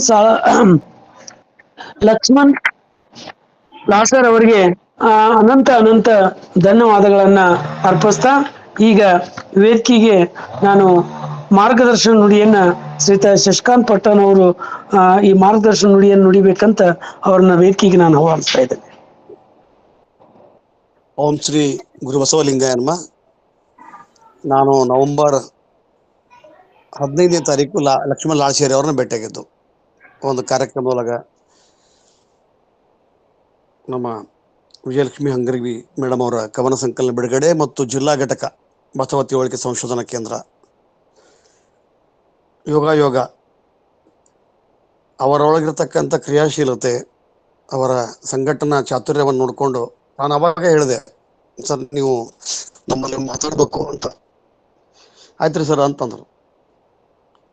ಶರಣರ ಸಕಾರಾತ್ಮಕ ಚಿಂತನೆಗಳ ಬಗ್ಗೆ ಸಾದೃಶ್ಯವಾಗಿ ಉದಾಹರಣೆಗಳು ಕೊಟ್ಟು ಜನಸಾಮಾನ್ಯರಿಗೆ ಮುಟ್ಟುವಂಥ ಹಾಸ್ಯಭರಿತವಾದಂಥ ಒಂದು ಶೈಲಿ ಒಳಗ ಅವರು ಉಪನ್ಯಾಸ ಮಾಡಿದ ನಿಜಕ್ಕೂ ಕೂಡ ಒಂದು ಅರ್ಥಪೂರ್ಣ ಮತ್ತು ಸ್ವಾಗತಾರ್ಹ. ಜೇಡರ ದಾಶಿಮಯ್ಯ ಒಂದು ವಚನದಾಗ ಹೇಳ್ತಾನೆ, ಸಿರಿಯ ನಿತ್ತೊಡೆವಲ್ಲೆ, ಕರಿಯ ನಿತ್ತೊಡೆವಲ್ಲೆ, ಹಿರಿದಿಪ್ಪ ಮಹಾರಾಜ್ಯವ ನಿತ್ತೊಡೆವಲ್ಲೆ, ನಿಮ್ಮ ಶರಣರ ಒಂದರಗಳಿಗೆ ಇತ್ತರೆ, ನಿಮ್ಮ ಶರಣರ ಸುಳ್ನುಡಿಯ ಒಂದರಗಳಿಗೆ ಇತ್ತಡೆ, ನಿಮ್ಮಣ್ಣ ಇತ್ತ ಕಾಣ ರಾಮನಾಥ. ಸುಳ್ನುಡಿ ಅಂದ್ರೆ ಮೌಲಿಕ ಚಿಂತನೆಗಳು, ಸಕಾರಾತ್ಮಕ ಚಿಂತನೆಗಳು, ಮೌಲಿಕ ಆದರ್ಶಗಳು. ಅವುಗಳನ್ನು ನನಗೆ ಶರಣರ ನುಡಿಗಳನ್ನು ನಾನು ಕೊಟ್ಟರೆ ನಾನು ದೇವರನ್ನು ಕೂಡ ನಿಮ್ಮನ್ನೇ ಇತ್ತೆ, ನಿಮ್ಮನ್ನ ನಾನು ಒತ್ತಿ ಇಡ್ತೀನಿ ಅಥವಾ ನನಗೆ ಬೇಡ, ಐ ವಿಲ್ ಸೆಲ್, ನಿಮ್ಮನ್ನು ಮಾರ್ತೀನಿ ಅಥವಾ ನೀವು ನನಗೆ ಬೇಡ. ನಿಮಗಿಂತ ಹೆಚ್ಚಿನ ಮೌಲ್ಯಗಳು ಶರಣರ ಚಿಂತನೆಗಳು ಅಂತಕ್ಕಂಥದ್ದನ್ನು ಜೇಡರ ದಾಶಿಮಯ್ಯ ಹೇಳ್ತಾರೆ. ಬಹುಶಃ ಶರಣರ ಎಲ್ಲ ವಚನಗಳು ಸಕಾರಾತ್ಮಕ ಚಿಂತನವೇ. ನೀವು ನೋಡ್ಬೇಡ, ಕಳಬೇಡ, ಕೊಲಬೇಡ, ಹುಸಿಯ ನುಡಿಯಲು ಬೇಡ, ಯಾವುದನ್ನು ಮಾಡಬೇಡ ಅಂತಕ್ಕಂಥದ್ದನ್ನು ಹೇಳ್ತಕ್ಕಂಥ, ಮನಸ್ಸಿಗೆ ಮುದ ಕೊಡ್ತಕ್ಕಂಥ, ಔಷಧ ನೀಡ್ತಕ್ಕಂಥ ಒಂದು ಕಾರ್ಯವನ್ನು ಶರಣರು ನಿರಂತರವಾಗಿ ಮಾಡಿದರು. ಆ ಕಾರಣದಿಂದ ಅಲ್ಲಮ ಪ್ರಭುದವರು ಹೇಳ್ತಾರೆ, ಭೂಮಿ ನಿನ್ನದಲ್ಲ, ಹೇಮ ನಿನ್ನದಲ್ಲ, ಭೂಮಿ ನಿನ್ನದಲ್ಲ, ಕಾಮಿನಿಯೂ ನಿನ್ನವಳಲ್ಲ, ಅದು ಜಗಕ್ಕೆ ಇಕ್ಕಿದ ವಿಧಿ. ನಿನ್ನೊಡವೆ ಎಂಬುದು ಜ್ಞಾನರತ್ನ, ಅದು ಗೆಡದಂತೆ ಉಳಿವಿಕೊಂಡರೆ ನಮ್ಮ ಗುಹೇಶ್ವರನಲ್ಲಿ ನಿನಗಿಂತ ಅಧಿಕರಿಲ್ಲ ಕಾಣ ಅಂತ ಹೇಳ್ತಾರೆ. ನಾವು ಚಲಾವಣೆಗೊಳ್ಳತಕ್ಕಂಥ ನೋಟನ್ನು, ಬಂಗಾರವನ್ನು ಭೂಮಿ ನಿನ್ನದಲ್ಲ, ಹೇಮ ನಿನ್ನದಲ್ಲ, ಕಾಮಿನಿ ನಿನ್ನವಳಲ್ಲ, ಇವುಗಳಿಗಾಗಿ ಬಡದಾಡ್ತೀವಿ. ಮುಂಜಾನಿಂದ ಸಂಚನಕ್ಕೆ ಅವ್ರು ಎಷ್ಟು ಚಂದ ಹೇಳಿದ್ರಂದ್ರೆ, 1 ವಚನ 2 ವಚನ ಬರೆದು ಹಾಕ್ರಿ, ಓದ್ರಿ, ಅನ್ವಯಿಸ್ಕೊಡ್ರಿ. ಯಾವ್ದು ಅನ್ವಯಿಸಕ್ಕೆ ಆಗಿಲ್ಲ, ನನ್ನಿಂದ ಏನಾದರೂ ತಪ್ಪಾಗಿದ್ರೆ ನೀವ ಕ್ಷಮ ಮಾಡಿಕೊಡ್ರಿ, ದೇವ್ರಿಗೆ ಕೇಳಬೇಡ್ರಿ. You excuse yourself to rectify for the better tomorrow ಅಂತ. ನಾಳೆಯ ಒಳ್ಳೆಯ ಭವಿಷ್ಯಕ್ಕಾಗಿ ಇವತ್ತಿನ ತಪ್ಪುಗಳನ್ನು ತಿದ್ದುಕೋ ಅಂತಕ್ಕಂಥ ಚಿಂತನೆ ಎಷ್ಟು ಒಳ್ಳೆಯ ಅಂತಂದ್ರೆ, ಗಂಡ ಹೆಂಡತಿ ಮಾರಿ ಮಸಣಿಯ ಭಕ್ತೆ, ಗಂಡ ಶಿವಲಿಂಗ ದೇವರ ಭಕ್ತ, ಹೆಂಡತಿ ಕೊಂಬುದು ಮಾರಿ ಮಸಣಿ ಒಂದು ಸುರೆಮಾಂಸ, ಗಂಡ ಕೊಂಬುದು ಪಾದೋದಕ ಪ್ರಸಾದ. ಇಂಥ ಬಾಂಡ ಭಜನ ಭಕ್ತಿ ಇಲ್ಲದವರ ಭಕ್ತಿ ಹೆಂಡದ ಮಡಿಕೆ ಹೊರಗೆ ತೊಳೆದಂತಾಗುವುದು ಅಂತ. ನಾವು ಏನು ಮಾಡಕತ್ತೀವಿ ಅಂದ್ರೆ, ತಲೆಗೆ ಶಾಂಪೂ ಹಾಕೋದು, ಮೈ ಮೇಲೆ ಪರ್ಫ್ಯೂಮು ಡಿಯೋ ಹಾಕೊಳ್ಳೋದು, ಪೌಡರ್ ಹಾಕೊಳ್ಳೋದು, ಸ್ನೋ ಹಾಕೊಳ್ಳೋದು, ಹೊರಗಿನ ಬಾಹ್ಯ ಅಲಂಕಾರಕ್ಕೆ ನಾವು ನಿಂತೀವಿ ವಿನಃ ಅಂತರಂಗದ ಕಿಲ್ಮಿಷವನ್ನು, ಅಂತರಂಗದ ಕೊಳೆಯನ್ನು ತೊಳಿತಕ್ಕಂಥ ಕಾರ್ಯವನ್ನು ಮಾಡಿಲ್ಲ. ಆ ಕಾರಣದಿಂದ ಶರಣರು ಎಷ್ಟೊಂದು ವಚನಗಳನ್ನು ಓದ್ತಾ ವಚನಗಳನ್ನು ಸುಮ್ಮನೆ ತಾವು ಮನರಂಜನೆಗಾಗಲಿ ಅಥವಾ ರಾಜ ಮಹಾರಾಜನನ್ನ ಹೊಗಳಿಕೆಗೆ ಆಗಲಿ ಮಾಡಲಿಲ್ಲ. ಶರಣರ ಸಕಾರಾತ್ಮಕ ಗಟ್ಟಿತನ ಎಷ್ಟಿತ್ತು ಅಂತಂದ್ರೆ, ನಿಮಗೆ ಕೇಳಿಲ್ಲವಾಗಿ ಆನು ಒಲಿದಂತೆ ಹಾಡುವೆನಯ್ಯ ಅಂತ ಬಸವ. ಬಿಜ್ಜಳನ ಭಂಡಾರ ಎಷ್ಟಿದ್ದರೇನು, ನಾನಿ ಬಿಜ್ಜಳ ಗಂಜುವೆನೆ, ಭವಿ ಬಿಜ್ಜಳ ಅಂತಕ್ಕಂಥ ಸುಮಾರು 7-8 ವಚನದಾಗ ತಾನು ಆಶ್ರಯ ಪಡೆದಂಥ, ತಾನು ಮಾಡ್ತಕ್ಕಂಥ ಕಾರ್ಯದ ಒಂದು ನೌಕರದನ್ನಾಗಿ ಆ ರಾಜನಿಗೆ ಎಚ್ಚರಿಕೆಯನ್ನು ಕೊಡ್ತಕ್ಕಂಥ ಪ್ರಜಾಸತ್ತಾತ್ಮಕ ಸಕಾರಾತ್ಮಕ ಚಿಂತನೆಗಳು, ಹೈಯೆಸ್ಟ್ ವ್ಯಾಲ್ಯೂ ಆಫ್ ಡೆಮೋಕ್ರಸಿ ಅಂತೀವಿ ನಾವು, ಹೈಯೆಸ್ಟ್ ಎಕ್ಸಾಂಪಲ್. ಇದಕ್ಕಿಂತ ದೊಡ್ಡದು ಯಾವುದೂ ಇಲ್ಲ. ಇವತ್ತು ನಾವು 3 ಮುನ್ಸಿಪಾಲಿಟಿ ಮೆಂಬರ್ಗಂದ್ರೆ ಮರುದಿವ್ಸ ನಮ್ಮ ಮನೆ ನಳ ಕಟ್ ಮಾಡ್ತಾನ ನಾವು. ಆದ್ರೆ ಆ ದೇಶದ ಹಲೋ. ಆ ದೇಶದ ಒಂದು ಚಿಂತನೆಯನ್ನ ಆ ರಾಜನಿಗೂ ಕೂಡ ಅನ್ವಯ ಆಗುವಂತ ಕಾರ್ಯವನ್ನ ಶರಣರು ಮಾಡಿದರು. ಶರಣರ ಸಾರ್ವತ್ರಿಕ ಮೌಲ್ಯಗಳು ಅವು ಸಾಂದರ್ಭಿಕ ಅಲ್ಲ. ಅದಕ್ಕೆ ಹೇಳ್ತಾನ, ಸಮಯೋಚಿತ ಲಿಂಗ ಪೂಜೆ, ಸಾಂದರ್ಭಿಕ ಜಂಗಮ ಸೇವೆ. ಬಸವಣ್ಣ ನಿನ್ನ ಟೈಮ್ ಸಿಕ್ಕಾಗ ಲಿಂಗ ಪೂಜೆ ಮಾಡ್ಕೋಪ, ಅದ್ರ ಜಂಗಮ ಸೇವೆ ಅಂತಕ್ಕಂಥದ್ದು ಅಲ್ಲ, ಯಾವಾಗ ಸಂದರ್ಭ ಬರ್ತದೆ ಅವಾಗ ಮಾಡ್ಬೇಕು. ಲಿಂಗ ಪೂಜೆ ಅಂತಕ್ಕಂಥದ್ದು ಈ ಸಮಾಜವನ್ನ ಆಧಾರವನ್ನಾಗಿ ಪ್ರೀತಿಸು, ಗೌರವಿಸು ಅಂತಕ್ಕಂಥ ರೀತಿ. ಬೆಳೆಯ ಭೂಮಿಯಲ್ಲೊಂದು ಪ್ರಳಯಸದ ಕಸ ಹುಟ್ಟಿ, ಎಷ್ಟೊಂದು ಚಿಂತನೆಗಳು ನೋಡ್ರಿ. ನನ್ನ ಮನಸ್ಸು ಅಂತಕ್ಕಂಥದ್ದು ಅವ್ರು ಹೇಳಿದ್ರು, ಮನಸ್ಸು ಮರ್ಕಟ ಅಂತಕೊಂಡು ಹೇಳ್ತಾರ. ಎನ್ನ ಚಿತ್ತವು ಅತಿ ಹಣ್ಣು ನೋಡಯ್ಯ ಅಂತ ಹೇಳ್ತಾರ. ಮಾವಿನಕಾಯಿಗಳೊಂದು ಎಕ್ಕೆಕಾಯಿ ನಾನಯ್ಯ ಅಂತ ಹೇಳ್ತಾರ.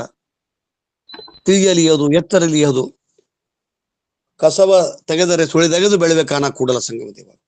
ಮನುಷ್ಯನೊಳಗ ದೌರ್ಬಲ್ಯಗಳು, ವಿಷಯಾದಿಗಳು ಇವರು ಸಹಜ.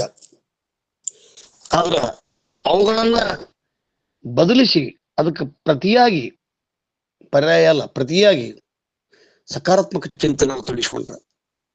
ಅವ್ರು ಹೇಳಿದ್ರು, ಸ್ಟಾರ್ಟಿಂಗ್ ಹೇಳಿದ್ರು ನೋಡ್ರಿ, ಜಾತಿಹೀನನ ಮನೆ ಜ್ಯೋತಿತಾಹೀನವೇ. ನಾವು ಮಾದ್ರ ಮನ್ಯಾಗ, ಹೊಲ್ಯಾರ ಮನ್ಯಾಗ ದೀಪ, ಬಣಿಗರ ಮನ್ಯಾಗ, ಪಂಚಮ ಸಾಲಾರ ಐನಾರ ಮನ್ಯಾಗ ಹಚ್ಚಿದ ದೀಪ ಬೇರೆ ಐತಿ.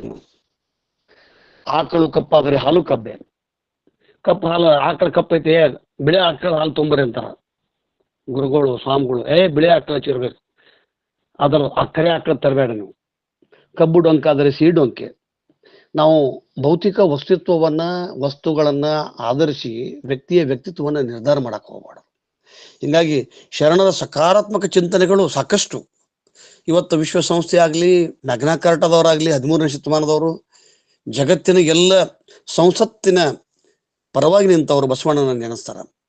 ಇತ್ತೀಚೆಗೆ ಬಸವ ಸಮಿತಿಯವರು ಈ ವಚನ ಸಾಹಿತ್ಯವನ್ನ ಚೈನಾ ಭಾಷೆಗೆ ಮಾಡ್ಬೇಕಾದ್ರೆ ಅಲ್ಲಿರ್ತಕ್ಕಂಥ ಒಬ್ಬ ಭಾಷಾ ವಿಜ್ಞಾನಿ ಹೇಳಿದಂತ, ಫಿಲಾಸಫರ್ ಹೇಳಿದಂತ, 900 ವರ್ಷಗಳವರೆಗೆ ಈ ಸಾಹಿತ್ಯವನ್ನು ಯಾಕೆ ಮುಚ್ಚಿಟ್ರಿ ನೀವು? ಬಾಬಾ ಸಾಹೇಬ್ ಅಂಬೇಡ್ಕರ್ ನಿಜಲಿಂಗಪ್ಪನವ್ರಿಗೆ ಹೇಳ್ತಾರ, ಬಸವಣ್ಣನ ನೀವು ಪುಸ್ತಕ ಮಾಡಿ ಕಿಶೆದೊಳಗೆ ಇಟ್ಕೊಂಡ್ರಿ, ಬಿಟ್ಟಿದ್ರಂದ್ರೆ ಬಸವಣ್ಣ ಇವತ್ತು ಜಗತ್ತಿಗೆ ಹೊಕ್ಕಿದ್ದ ಅಂತಕ್ಕಂಥದ್ದು. ಸಿದ್ದಪ್ಪ ಕಂಬಳಿ ಅವರಿಗೆ ಬಾಬಾ ಸಾಹೇಬ್ ಅಂಬೇಡ್ಕರ್ ಹೇಳ್ತಾರ, ನೀವು ನನಗೆ ಈ ಸಾಹಿತ್ಯವನ್ನ 1935ಕ್ಕಿಂತ ಮುಂಚೆ ಕೊಟ್ಟಿದ್ರ ನಾನು ಲಿಂಗಾಯತ ಹಾಕಿದ್ದೆ ಅಂತಕ್ಕಂಥದ್ದು. ಯಾಕ ಇವತ್ತು ಇಡೀ ಜಗತ್ತು ನಾನು ಒಮ್ಮೊಮ್ಮೆ ಈ ಉದಾಹರಣೆಗಳನ್ನ ಮತ್ತೆ ಮತ್ತೆ ಹೇಳ್ತೇನೆ. ಕೇವಲ 7ನೇ ಪಾಸ್ ಮಾಡಿದಂತ, ಮುಲ್ಕಿ ಮಾಡಿ ಮಾಸ್ಟರ್ ಆದಂತ ಮಧುರಚಂದ್ರು, ಹಲಸಂಗಿಯ ಗೆಳೆಯರ ಗುಂಪು, ಅರವಿಂದರ ಶಿಷ್ಯರು ಒಂದು 4 ವಚನಗಳನ್ನ, ಅಲ್ಲಮನ ವಚನಗಳನ್ನ ಇಂಗ್ಲಿಷ್ಗೆ ತರ್ಜುಮೆ ಮಾಡ್ಕೊಂಡು ಹೋಗ್ತಾರ. ಅಲ್ಲಿ ಸಾವಿನ ಸಹಿಯಲ್ಲಿ ಮಲಗಿದಂತ ಅರವಿಂದರು ನೋಡಿ ಓದಿ ಕಣ್ತುಂಬ ನೀರು ತೆಗಿತಾರ. ಅವ್ರು ಕರೆದು ಹೇಳ್ತಾರ, ಎಂಥ ದೊಡ್ಡ ರಾಜಮಾರ್ಗವನ್ನ ಅಲ್ಲಮ ಬಸವಾದಿ ಶರಣರು ಹೇಳ್ತಾರ, ಜಗತ್ತಿನ 18-20 ಭಾಷೆಗಳನ್ನ ಕಲ್ತಿದ್ದೆ, ಪಾಂಡಿಚೇರಿ ಪಕ್ಕದ ಕನ್ನಡ ನಾನು ಕಲಿಯಕ್ ಆಗ್ಲಿಲ್ಲಲ್ಲ ಅಂತಕ್ಕಂಥ ನೋವು ನನಗೈತಿ ಅಂತ. ಆ ಕಾರಣದಿಂದ ಇವತ್ತು ಗಾಂಧಿ ಆಗ್ಲಿ, ಬುದ್ಧ ಆಗ್ಲಿ, ಬಸವಣ್ಣ ಆಗ್ಲಿ, ಇವರೆಲ್ಲರೂ ಜಗತ್ತಿಗೆ ಕೊಟ್ಟಂತ ಬೆಳಕು. ಆ ಬೆಳಕಿನಡಿಗೆ ಹೋಗಿ ಅವ್ರು ಬಹಳ ಮಾರ್ಮಿಕವಾಗಿ ಹೇಳಿದ್ರು, ನಾವು ಮಾಡ್ತಕ್ಕಂಥದ್ದು ಏನೂ ಇಲ್ಲ, ಶರಣರು ಎಲ್ಲ ಮಾಡಿ ಮುಗಿಸ್ಯಾರ.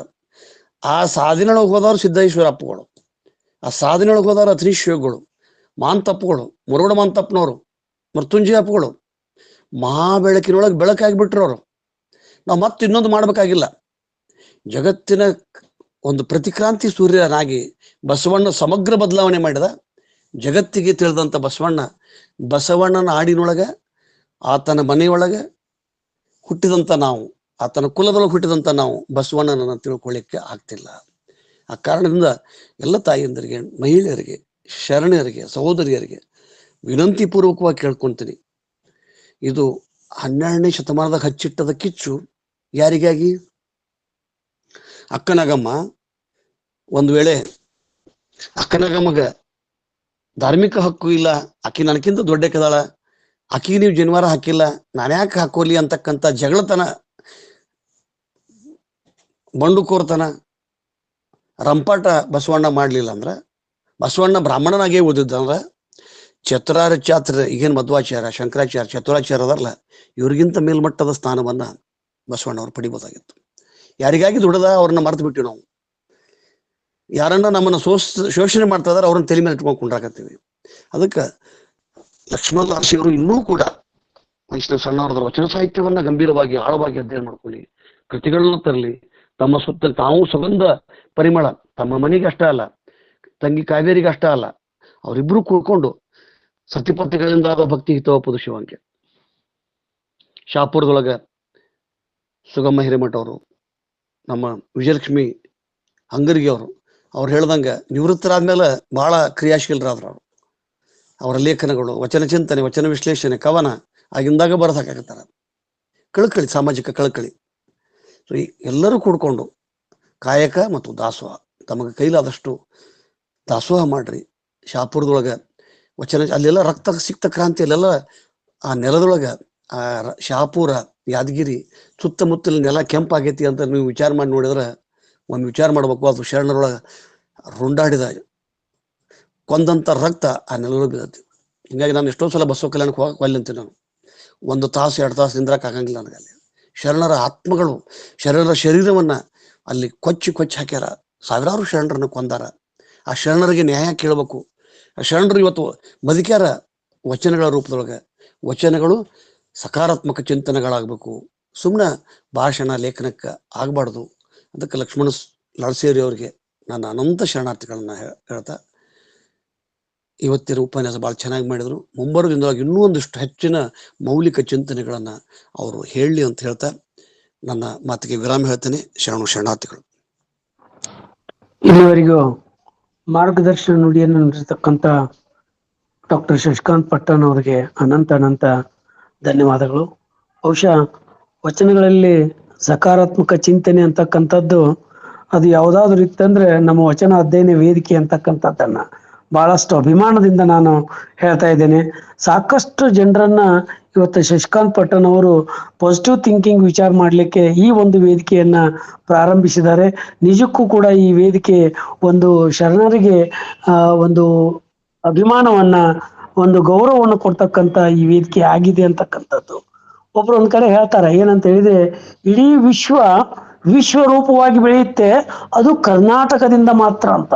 ಅಂದ್ಕೂಲೆ ಯಾರೋ ಕೇಳಿದ್ರು, ಏನ್ ಸರ್ ಇದು ಅರ್ಥ ಆಗ್ಲಿಲ್ಲ, ಇಡೀ ವಿಶ್ವರೂಪವಾಗಿ ಬೆಳಿತೈತಿ ಅದು ಕರ್ನಾಟಕದಿಂದ ಅಂತಂದ್ರೆ ಅದು ಬಸವಣ್ಣನಿಂದ ಮಾತ್ರ. ಅಂದ್ರೆ ಇವತ್ತು ನಮ್ಮ ಕರ್ನಾಟಕದಲ್ಲಿ ಬಸವಣ್ಣ ಹುಟ್ಟ್ಯಾನಂತ ಹೇಳಿದ್ರೆ ಅದು ಇಡೀ ಜಗತ್ತಿಗೆ ಒಂದು ದೊಡ್ಡ ಕೊಡುಗೆ ಅಂತಕ್ಕಂಥದ್ದು. ಬಹುಶಃ ಆ ಒಂದು ನೆಲದಲ್ಲಿ ನಾವೆಲ್ಲ ನಮ್ಮ ಜೀವನ ಇದೆ ಅಂತಕ್ಕಂಥದ್ದೇ ಬಹಳಷ್ಟು ಅಭಿಮಾನ ಪಡ್ತಕ್ಕಂಥದ್ದು. ಆ ದಿಶೆಯಲ್ಲಿ ಇವತ್ತು ಬಹಳಷ್ಟು ಅದ್ಭುತವಾದಂಥ ಮಾರ್ಗದರ್ಶನ ನುಡಿಯನ್ನ ನುಡಿದಿರ್ತಕ್ಕಂಥ ಶ್ರೀಯುತರಿಗೆ ಅನಂತ ಧನ್ಯವಾದಗಳನ್ನ ಅರ್ಪಿಸ್ತಾ, ಇನ್ನು ಯಾರಾದ್ರೂ ಮಾತನಾಡೋರಿದ್ರೆ ಸಿದ್ದಪ್ಪ ಪಡ್ನಾಳ್ ಸರ್ ಅವರು ತಮ್ಮ ಅನಿಸಿಕೆಗಳನ್ನು ವ್ಯಕ್ತಪಡಿಸಬೇಕು. ಎಲ್ಲರಿಗೂ ಶರಣಾರ್ಥಿಗಳು. ಉಪನ್ಯಾಸಕರು ಸುಂದರವಾದ ವಿಚಾರವನ್ನ ವ್ಯಕ್ತಪಡಿಸಿದರು. ಬರೇ ನಮ್ಮ ಇವು ಶರಣರ ವಚನಗಳು ಕೇವಲ ಸುಮ್ಮನೆ ಓದಿ ರಂಜನೆಗಲ್ಲ, ಇವು ನಮ್ಮ ಆಕ್ಚುಲಿ ಇವು ಅನುಸರಿಸಲಾಕೇನೆ ಇದು ಅಂತ ನೋಡ್ರಿ. ನಾವು ಏನು ಮಾಡೋದೇ ಬೇಕಾಗಿಲ್ಲ, ಇವು ಬರೀ ಅನುಸರಿಸಿದ್ರೆ ಸಾಕು. ಅದೇ ಹೇಳ್ತಾರಲ್ಲ, ಊರು ಮುಂದೆ ಹಾಲು ಹಳ್ಳ ಹರಿಯಲಿಕ್ಕೆ ಬೇರೆ ಬಾವಿಯ ತೋಡಿ ಉಪ್ಪು ನೀರು ಕೊಂಡಂಗಾಯ್ತು ನಮ್ದು ಅಂತ ಅನ್ನೋದನ್ನ ಹೇಳ್ತಾರ ಅವ್ರೆ. ಹಂಗ ನಾವು ಬೇರೆ ಏನೋ ಬೇರೆ ಸಾಹಿತ್ಯ ರಚಿಸೋದಾಗ್ಲಿ ಏನೇ ಮಾಡಿದ್ರು ಸದ್ಯಕ್ಕೆ ಇದಕ್ಕಿಂತಲೂ ಶ್ರೇಷ್ಠ ನಮ್ಮಲ್ಲಿ ರಚಿಸ್ಲಾಕ ಆಗ್ಲಿಕ್ಕಿಲ್ಲ ಅಂತ ಅನ್ನುವಂಥದ್ದು ಶರಣರೇ ಹೇಳ್ತಾರ.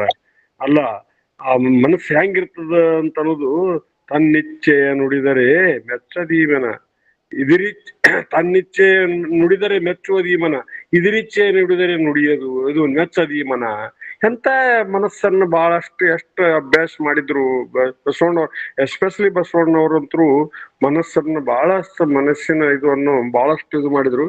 ಒಂದು ವಚನ ಬರೀ ಮಾತಿಗೆಲ್ಲ ಎಂತದೊಂದೊಂದು ಇಲ್ಲಿ ಹೇಳ್ತಾರ, ತನು ಮನ ದನವ ಹಿಂದಿಕ್ಕಿಕೊಂಡು ಮಾತಿನ ಬಣಮೆಯ ಒಳಲೋಟೆಯ ನುಡಿವರು ನೀವೆಲ್ಲ ಕೇಳಿರೇ ಅಂತ ಹೇಳ್ತಾರ ಅವರು.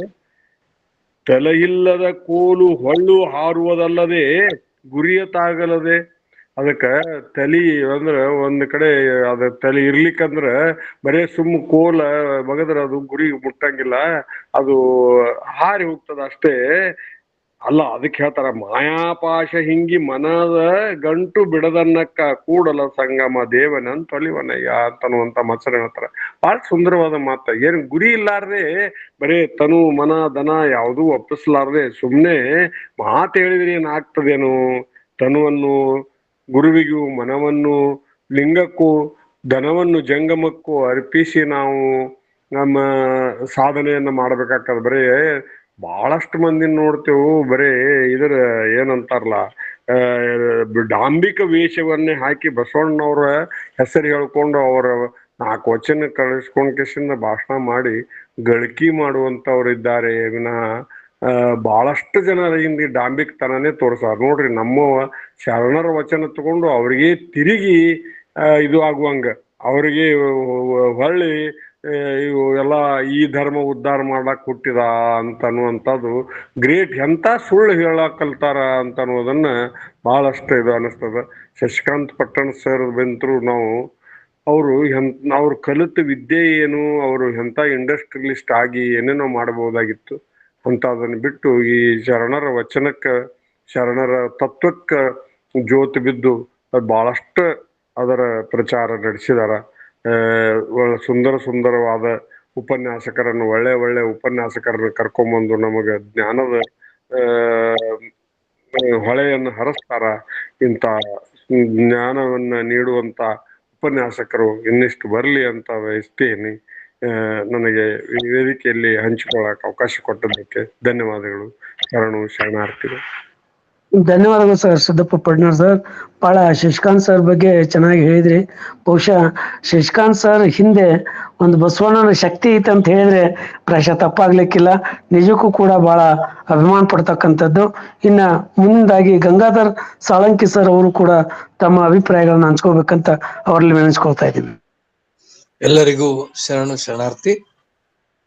ಶರಣರ ವಚನಗಳಲ್ಲಿ ಸಕಾರಾತ್ಮಕ ಚಿಂತನೆಗಳು, ಇದು ವಿಷಯನೇ ಒಂದು ಗಂಭೀರ ಮತ್ತು ಸಮಯೋಚಿತ ಇದೆ. ಇವತ್ತು ಸಾರ್ವಜನಿಕವಾಗಿ ಎಲ್ಲರೂ ಟೆನ್ಷನ್ನು, ನೆಗೆಟಿವ್ ಆಟಿಟ್ಯೂಡ್. ಬಹಳ ಲಕ್ಷ್ಮಣ್ ಅವ್ರು ಬಹಳ ಪ್ರಾಯೋಗಿಕವಾಗಿ, ವೈಜ್ಞಾನಿಕವಾಗಿ, ಸಿದ್ಧಾಂತಗಳೊಂದಿಗೆ, ದೃಷ್ಟಾಂತಗಳೊಂದಿಗೆ ಬಹಳ ಒಳ್ಳೆಯ ವಿಚಾರಗಳನ್ನ ಇವತ್ತ ತೋಡ್ಕೊಂಡ್ರು. ಇವತ್ತು ಮುಖ್ಯವಾಗಿ ಅವಶ್ಯಕತೆ ಇದ್ದದ್ದು ನೆಗೆಟಿವ್ ಆಟಿಟ್ಯೂಡ್. ಇದೊಂದು ಡಿಸೀಸ್ ಇದ್ದಂಗೆ, ಒಂದು ಜಡ್. ಇದೆಲ್ಲರಿಗೆ ಕಾಡಿ ಇಡೀ ಸಮಾಜವನ್ನೇ ಹಾಳು ಮಾಡುವಂತ ದಾರಿಯಲ್ಲಿದೆ. ಈ ನೆಲೆಯಲ್ಲಿ ಬಹಳ ಸಮಯೋಚಿತವಾದ ಒಂದು ಉಪನ್ಯಾಸ, ಬಹಳ ಒಳ್ಳೆಯ ಉಪನ್ಯಾಸ ಇವತ್ತು. ಇನ್ನೊಂದು ವಿಶೇಷ ಅಂದ್ರೆ ಇವತ್ತು ಏನೇ ಇರ್ಲಿ, ನಮ್ಮ ಲಿಂಗಾಯತ, ವೀರಶೈವ ಲಿಂಗಾಯತ ಸಮಾಜದ ಒಬ್ಬ ಧುರೀಣ ಭೀಮಣ್ಣ ಖಂಡ್ರೆ ಅವರು ನಮ್ಮಲ್ಲಿ ಅಗಲಿದ್ದಾರೆ. ವೀರಶೈವ ಮಹಾಸಭಾದ ರಾಷ್ಟ್ರೀಯ ಅಧ್ಯಕ್ಷರಾಗಿದ್ರು. ನಂತರ ದಿವಸಗಳಲ್ಲಿ ಅವರು ಒಂದು ನಮ್ಮ ಬಸವಾಭಿಮಾನಿಗಳ ಕಟ್ಟಳೆ, ಅವರ ಒಂದು ಇದಕ್ಕೆ ಬಿದ್ದು ಅದನ್ನ ವೀರಶೈವ ಲಿಂಗಾಯತ ಅನ್ನುವಂಥದ ಒಂದು ಮಾರ್ಪಾಡನ್ನು ಮಾಡುವ ದಾರಿಯಲ್ಲಿ ಬಸವಣ್ಣನ ಕಡೆ ಅವರ ದಾರಿ ನಡೆದಿತ್ತು. ಈ ನೆಲೆಯಲ್ಲಿ ಇವತ್ತು ಅಗಲಿದ ಒಂದು ದೊಡ್ಡ ಲೋಕನಾಯಕ ಅಂತ ಹೆಸರು ತಗೊಂಡ್ರು ಒಬ್ಬ. ಏನೇ ಇರ್ಲಿ, ನಮ್ಮ ಲಿಂಗಾಯತ ಬಸವಾನು ಬಾಲ್ಕಿ ಪಟ್ಟದ ದೇವರ ಅಗದಿ ಅಪ್ಪಟ ಶಿಷ್ಯರು ಭೀಮಣ್ಣ ಖಂಡ್ರೆ. ಅಲ್ಲಿ ಏನಿತ್ತು ಅವಾಗ ಸ್ವಾತಂತ್ರ್ಯ ಹೋರಾಟಗಾರರು, ರಜಾಕರ ಹಾವಳಿಯಲ್ಲಿ ಇದ್ರ ಹಿಡಿದು ಇನ್ನೊಂದು ಅದೊಂದು ತೆಲುಗು, ಒಂದ್ ಕಡೆ ತೆಲುಗು, ಒಂದ್ ಕಡೆ ಮರಾಠಿ, ಇನ್ನೊಂದ್ ಕಡೆ ಕನ್ನಡ. ಇವು ಮೂರೂ ಇದರಲ್ಲಿ ಸಿಕ್ಕು ಒದ್ದಾಡಿ ಬಹಳ ದೊಡ್ಡ ಮಟ್ಟಕ್ಕೆ ಹೋದಂತ ಲೋಕನಾಯಕ ಭೀಮಣ್ಣ ಖಂಡ್ರೆ ಅವರಿಗೆ ನಮ್ಮ ವೇದಿಕೆ ಪರವಾಗಿ ನಮ್ಮ ಶ್ರದ್ಧಾಂಜಲಿ ಇರ್ಲಿ. ಈ ನೆಲೆಯಲ್ಲಿ ಬಹಳ ನಮ್ಮ ಆದಾಯ, ಬಹಳ ನಮ್ಮ ಶಶಿಕಾಂತ್ ಹೇಳ್ತಾರೆ ಮೇಲೆ ಆದಾಯನ ವಚನಗಳು ಅಲ್ಲಮ್ಮನ ವಚನಗಳಿಗೆ ಈಕ್ವಲ್ ಆಗಿದ್ದು ಅಂತ. ಅದರಲ್ಲಿ ತನುಗುಳುಗಳಲ್ಲಿ ತ್ಯಾಗಾಂಗ, ಲಿಂಗದೊಡನೆ ಭೋಗಿಸುವಲ್ಲಿ ಭೋಗಾಂಗ, ನಿಜದಲ್ಲಿ ನಿಂದರೆ ಯೋಗಾಂಗ, ಇವೇ ಮುಕ್ತಿ ಯೋಗ ಕಾಣ. ಈ ಮೂರೇ ಒಂದು ಶಬ್ದಗಳಲ್ಲಿ ಇಡೀ ಮುಕ್ತಿ ಯೋಗ, ಶಿವಯೋಗವನ್ನು ನಮಗೆ ತಿಳಿಸಿಕೊಟ್ಟಂತ ಆದಯ್ಯನವರು ಈ ದಾರಿಯಲ್ಲಿ, ಸಕಾರಾತ್ಮಕ ದಾರಿಯಲ್ಲಿ ನಡೆದವರು. ಇದು ಹೇಳ್ತಾರೆ, ತನುವಿನ ನಿರ್ಮಲ, ಮನದಲ್ಲಿ ನಿರಂಕಾರ, ಪ್ರಾಣದಲ್ಲಿ ನಿರ್ಭಯ, ಚಿತ್ತದಲ್ಲಿ ನಿರಪೇಕ್ಷತೆ, ವಿಷಯಗಳಲ್ಲಿ ಉದಾಸೀನತೆ, ಜ್ಞಾನದಲ್ಲಿ ಪರಮಾನಂದಗಳು ಸೌರಾಷ್ಟ್ರ ಸೋಮೇಶ್ವರ ಲಿಂಗವು ಬೇರಿಲ್ಲ ಕಾಡಿರೋ ಆ ನೆಲೆಯಲ್ಲಿ ಇವತ್ತು ಬಹಳ ಸಕಾರಾತ್ಮಕವಾಗಿ ಅವಾಗ ನಮ್ ಶಶಿಕಾಂತ್ ಅವ್ರು ಕೊಟ್ಟಿದ್ದ ವಿಷಯನೇ ಬಹಳ ಒಳ್ಳೇದೈತಿ. ಇವತ್ತು ಬಹಳ ಅವಶ್ಯಕತೆ ಇತ್ತು. ಬರೇ ನೆಗೆಟಿವ್ 4 ಟೆನ್ಷನ್ ಅಟೆನ್ಷನ್ 4 ಅವಶ್ಯಕ ಅನಾವಶ್ಯಕ ಇವೆಲ್ಲ 4 ಮುಖ್ಯವಾದಂತ ವಿಷಯಗಳನ್ನು ಇವತ್ತು ಲಕ್ಷ್ಮಣ ಅವರು ಹೇಳಿದ್ರು. ಈ ನೆಲೆಯಲ್ಲಿ ಮತ್ತೊಮ್ಮೆ ಈ ಒಂದು ವೇದಿಕೆಗೆ ಮತ್ತು ಉಪನ್ಯಾಸರಿಗೆ, ಕಸ್ತೂರಿ ದಳವಾಯಿ ಸಹೋದರಿಯರಿಗೆ, ಈ ಒಂದು ದತ್ತಿಯನ್ನು ಉಪನ್ಯಾಸಿದ ಎಲ್ಲರಿಗೂ ನನ್ನ ಅನಂತ ಶರಣಾರ್ಥಿಗಳು.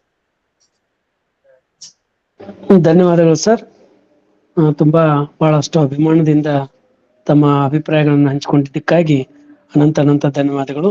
ಮತ್ತೆ ಯಾರಾದ್ರೂ ಮಾತನಾಡೋರಿದ್ರೆ ಮಾತನಾಡಬಹುದು.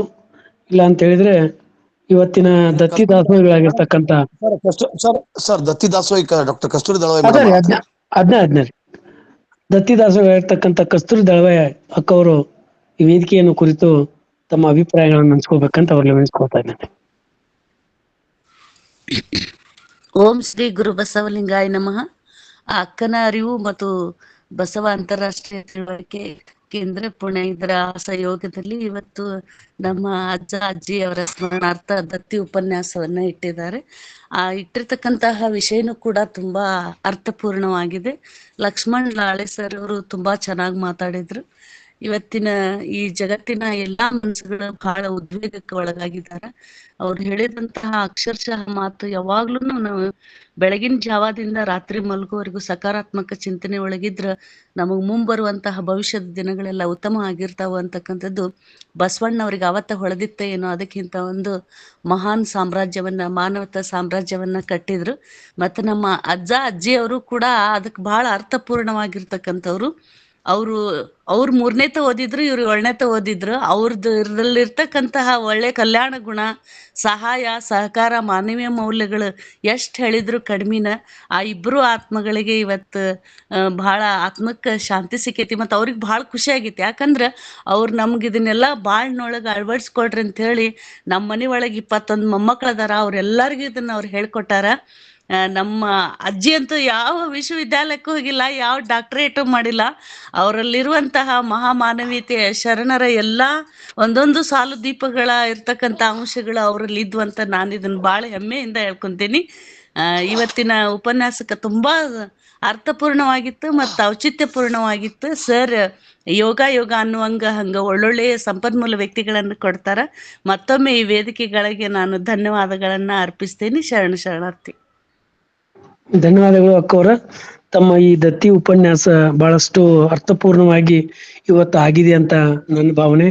ಒಳ್ಳೆ ಮನಸ್ಸಿನಿಂದ ತಮ್ಮ ಅಜ್ಜ ಅಜ್ಜಿಯವರ ಹೆಸರಿನಲ್ಲಿ ಇವತ್ತು ದತ್ತಿ ಉಪನ್ಯಾಸ, ಆ ದತ್ತಿ ಉಪನ್ಯಾಸಗಳ ಪೂರಕವಾಗಿ ಇವತ್ತು ಲಕ್ಷ್ಮಣ್ ಲಾಲ್ಸರ್ ಅವರು ಬಹಳ ಅದ್ಭುತವಾದಂತ ಉಪನ್ಯಾಸ ಮಾಡಿದ್ರು. ಮತ್ತೊಮ್ಮೆ ತಮ್ಮೆಲ್ಲರಿಗೂ ಧನ್ಯವಾದ.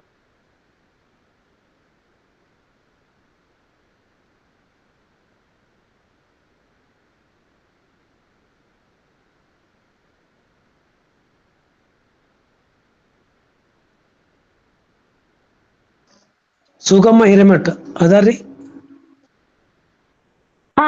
ಇದೀನ್ರಿ ಸರ್. ಎಲ್ರಿಗೂ ಶರಣಾರ್ಥಿಗಳು. ಹಲೋ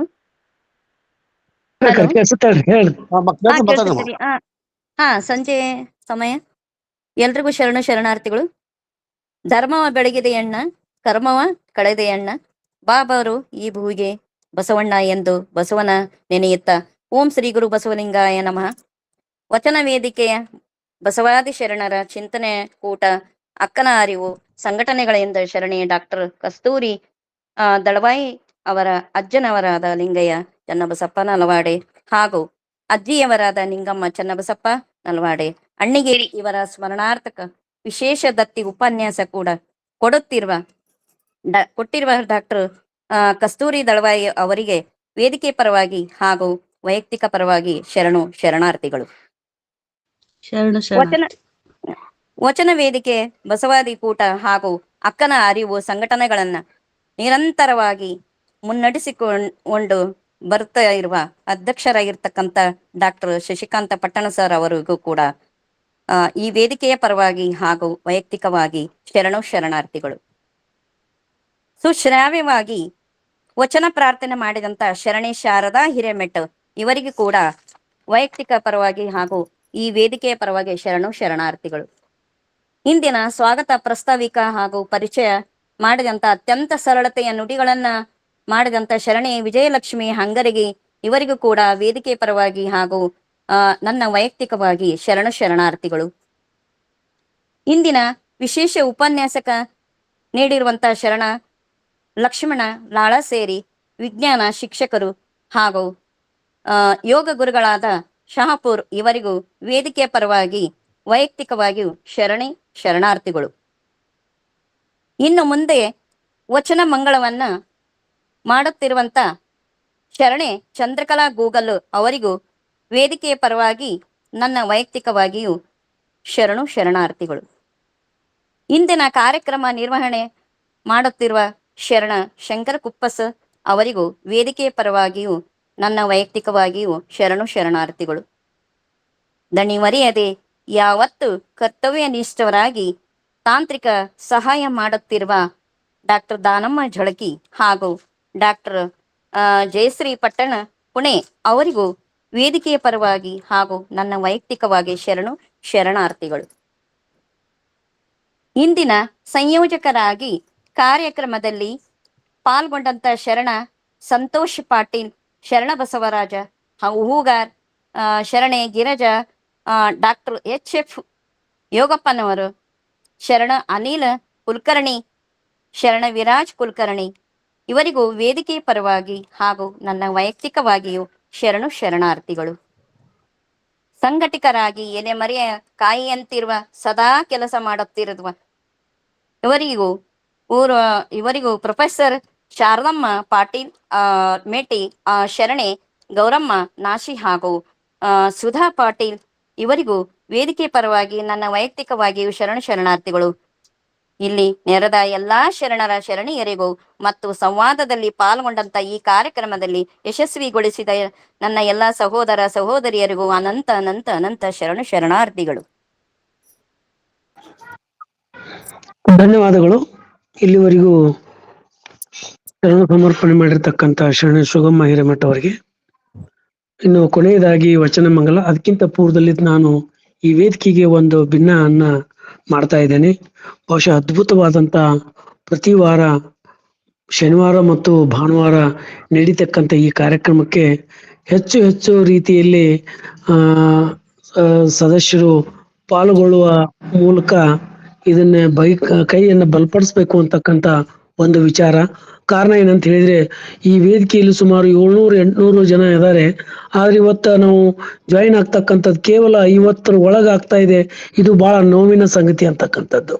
ಅದಕ್ಕೆ ಒಬ್ಬರೇ ಫೋನ್ ಮಾಡೋಕ್ಕಿಂತನೂ ನಾವೇನು ರಿಲೇಟಿವ್ಸ್ ಅಥವಾ ಆ ಒಂದು ಊರಲ್ಲಿ ಇರ್ತಕ್ಕಂಥ ಕೆಲವು ಏನು ಸದಸ್ಯರದೇವಿ ನಮಗ್ ಪರಿಚಯ ಇರ್ತಕ್ಕಂಥವ್ರನ್ನ ನಾವು ಈ ಒಂದು ಉಪನ್ಯಾಸದಲ್ಲಿ ಜಾಯಿನ್ ಆಗುವಂತ ಕೆಲಸವನ್ನು ಮಾಡಿಬಿಟ್ರೆ ನಿಜಕ್ಕೂ ಕೂಡ ಅದು ನಾವು 12ನೇ ಶತಮಾನದ ಶರಣರಿಗೆ ಕೊಡ್ತಕ್ಕಂಥ ಗೌರವ ಅಂತ ನಾನು ಭಾವಿಸ್ಕೊಂಡಿದ್ದೀನಿ. ಆ ದಿಶೆಯಲ್ಲಿ ಹೆಚ್ಚಿನ ರೀತಿಯಲ್ಲಿ ತಾವೆಲ್ಲರೂ ಈ ಒಂದು ಉಪನ್ಯಾಸದ ಕಾರ್ಯಕ್ರಮದಲ್ಲಿ ಪಾಲ್ಗೊಳ್ಬೇಕು. ಆ ಒಂದು ಕೆಲಸ ಇವತ್ತಿನಿಂದನೇ ಪ್ರಾರಂಭ ಮಾಡಬೇಕು ಅಂತಕ್ಕಂಥದ್ದನ್ನ ತಿಳಿಸ್ತಾ, ಇನ್ನು ಕೊನೆಯದಾಗಿ ವಚನ ಮಂಗಲ ಶರಣೆ ಚಂದ್ರಕಲಾ ಗೂಗಲ್ ಅವರಿಂದ ವಚನ ಮಂಗಲ.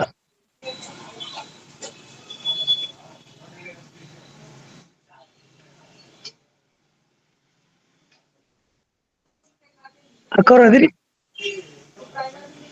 ಚಂದ್ರಕಲಾ ಗೂಗಲ್ ಮೇಡಮ್ ಅವರು ಇದ್ದೀರಿ?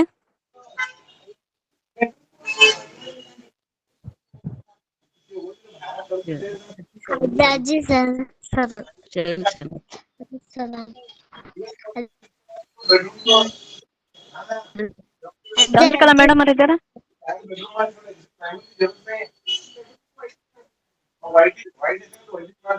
ಚಂದ್ರಕಲಾ ಗೂಗಲ್ ಅವ್ರು ಅದಾರ್ರಿ? ಬೇರೆ ಯಾರಾದ್ರೂ ಮಾಡ್ಬಿಡ್ರಿ.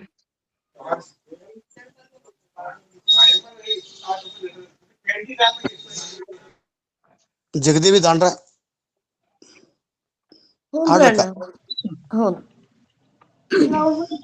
ಸರ್ವರಿಗೂ ಭಕ್ತಿಯ ಶರಣಾರ್ಥಿಗಳು. ಹಸಿವಾದೊಡೆ ಭಿಕ್ಷಾನ್ನಗಳುಂಟು. ಹಸಿವಾದೊಡೆ ಭಿಕ್ಷಾನ್ನಗಳುಂಟು. ತೃಷೆಯಾದೊಡೆ ಕೆರೆ ಬಾವಿಗಳುಂಟು. ತೃಷೆಯಾದೊಡೆ ಕೆರೆ ಬಾವಿಗಳುಂಟು. ಹಸಿವಾದೊಡೆ ಭಿಕ್ಷಾನ್ನಗಳುಂಟು. ಶಯನಕ್ಕೆ ಹಾಳು ದೇಗುಲಗಳುಂಟು. ಶಯನಕ್ಕೆ ಹಾಳು ದೇಗುಲಗಳುಂಟು. ಚನ್ನಮಲ್ಲಿಕಾರ್ಜುನಯ್ಯ ಚನ್ನಮಲ್ಲಿಕಾರ್ಜುನಯ್ಯ ಆತ್ಮ ಸಂಗಾತಕ್ಕೆ ನೀನೆನಗುಂಟು. ಆತ್ಮ ಸಂಗಾತಕ್ಕೆ ನೀನೆನಗುಂಟು. ಹಸಿವಾದೊಡೆ ಭಿಕ್ಷಾನ್ನಗಳುಂಟು. ಹಸಿವಾದೊಡೆ ಭಿಕ್ಷಾನ್ನಗಳುಂಟು. ಹಸಿವಾದೊಡೆ ಭಿಕ್ಷಾನ್ನಗಳುಂಟು. ಶರಣು ಶರಣಾರ್ಥಿಗಳು. ಧನ್ಯವಾದಗಳು ಎಲ್ಲರಿಗೂ. ಶರಣು ಎಲ್ಲರಿಗೂ ಶರಣಾರ್ಥಿಗಳು. ಶರಣು ವಚನ ಮಂಗಳ ಮಾಡತಕ್ಕಂತ ಚಂದ್ರಕಲಾ ಗೂಗಲ್ ಅವ್ರ ಪರವಾಗಿ ನಮ್ಮ ಜಯದೇವ್ ತಾಯಿ ಅವರು ಮಾಡಿದ್ದಕ್ಕೆ ಅನಂತ ಅನಂತ ಧನ್ಯವಾದಗಳು. ಇಲ್ಲಿ ಕಾರ್ಯಕ್ರಮ ಮುಕ್ತಾಯ ಆಯಿತು. ಎಲ್ಲರಿಗೂ ಶರಣು ಶರಣಾರ್ಥಿಗಳು. ಧನ್ಯವಾದ. ಜಗದೇವಿ ದಾಂಟ ಅವರು ಧನ್ಯವಾದ sir. Sorry sir. Okay, recording ಬಂದ್ ಮಾಡ್ರಿ.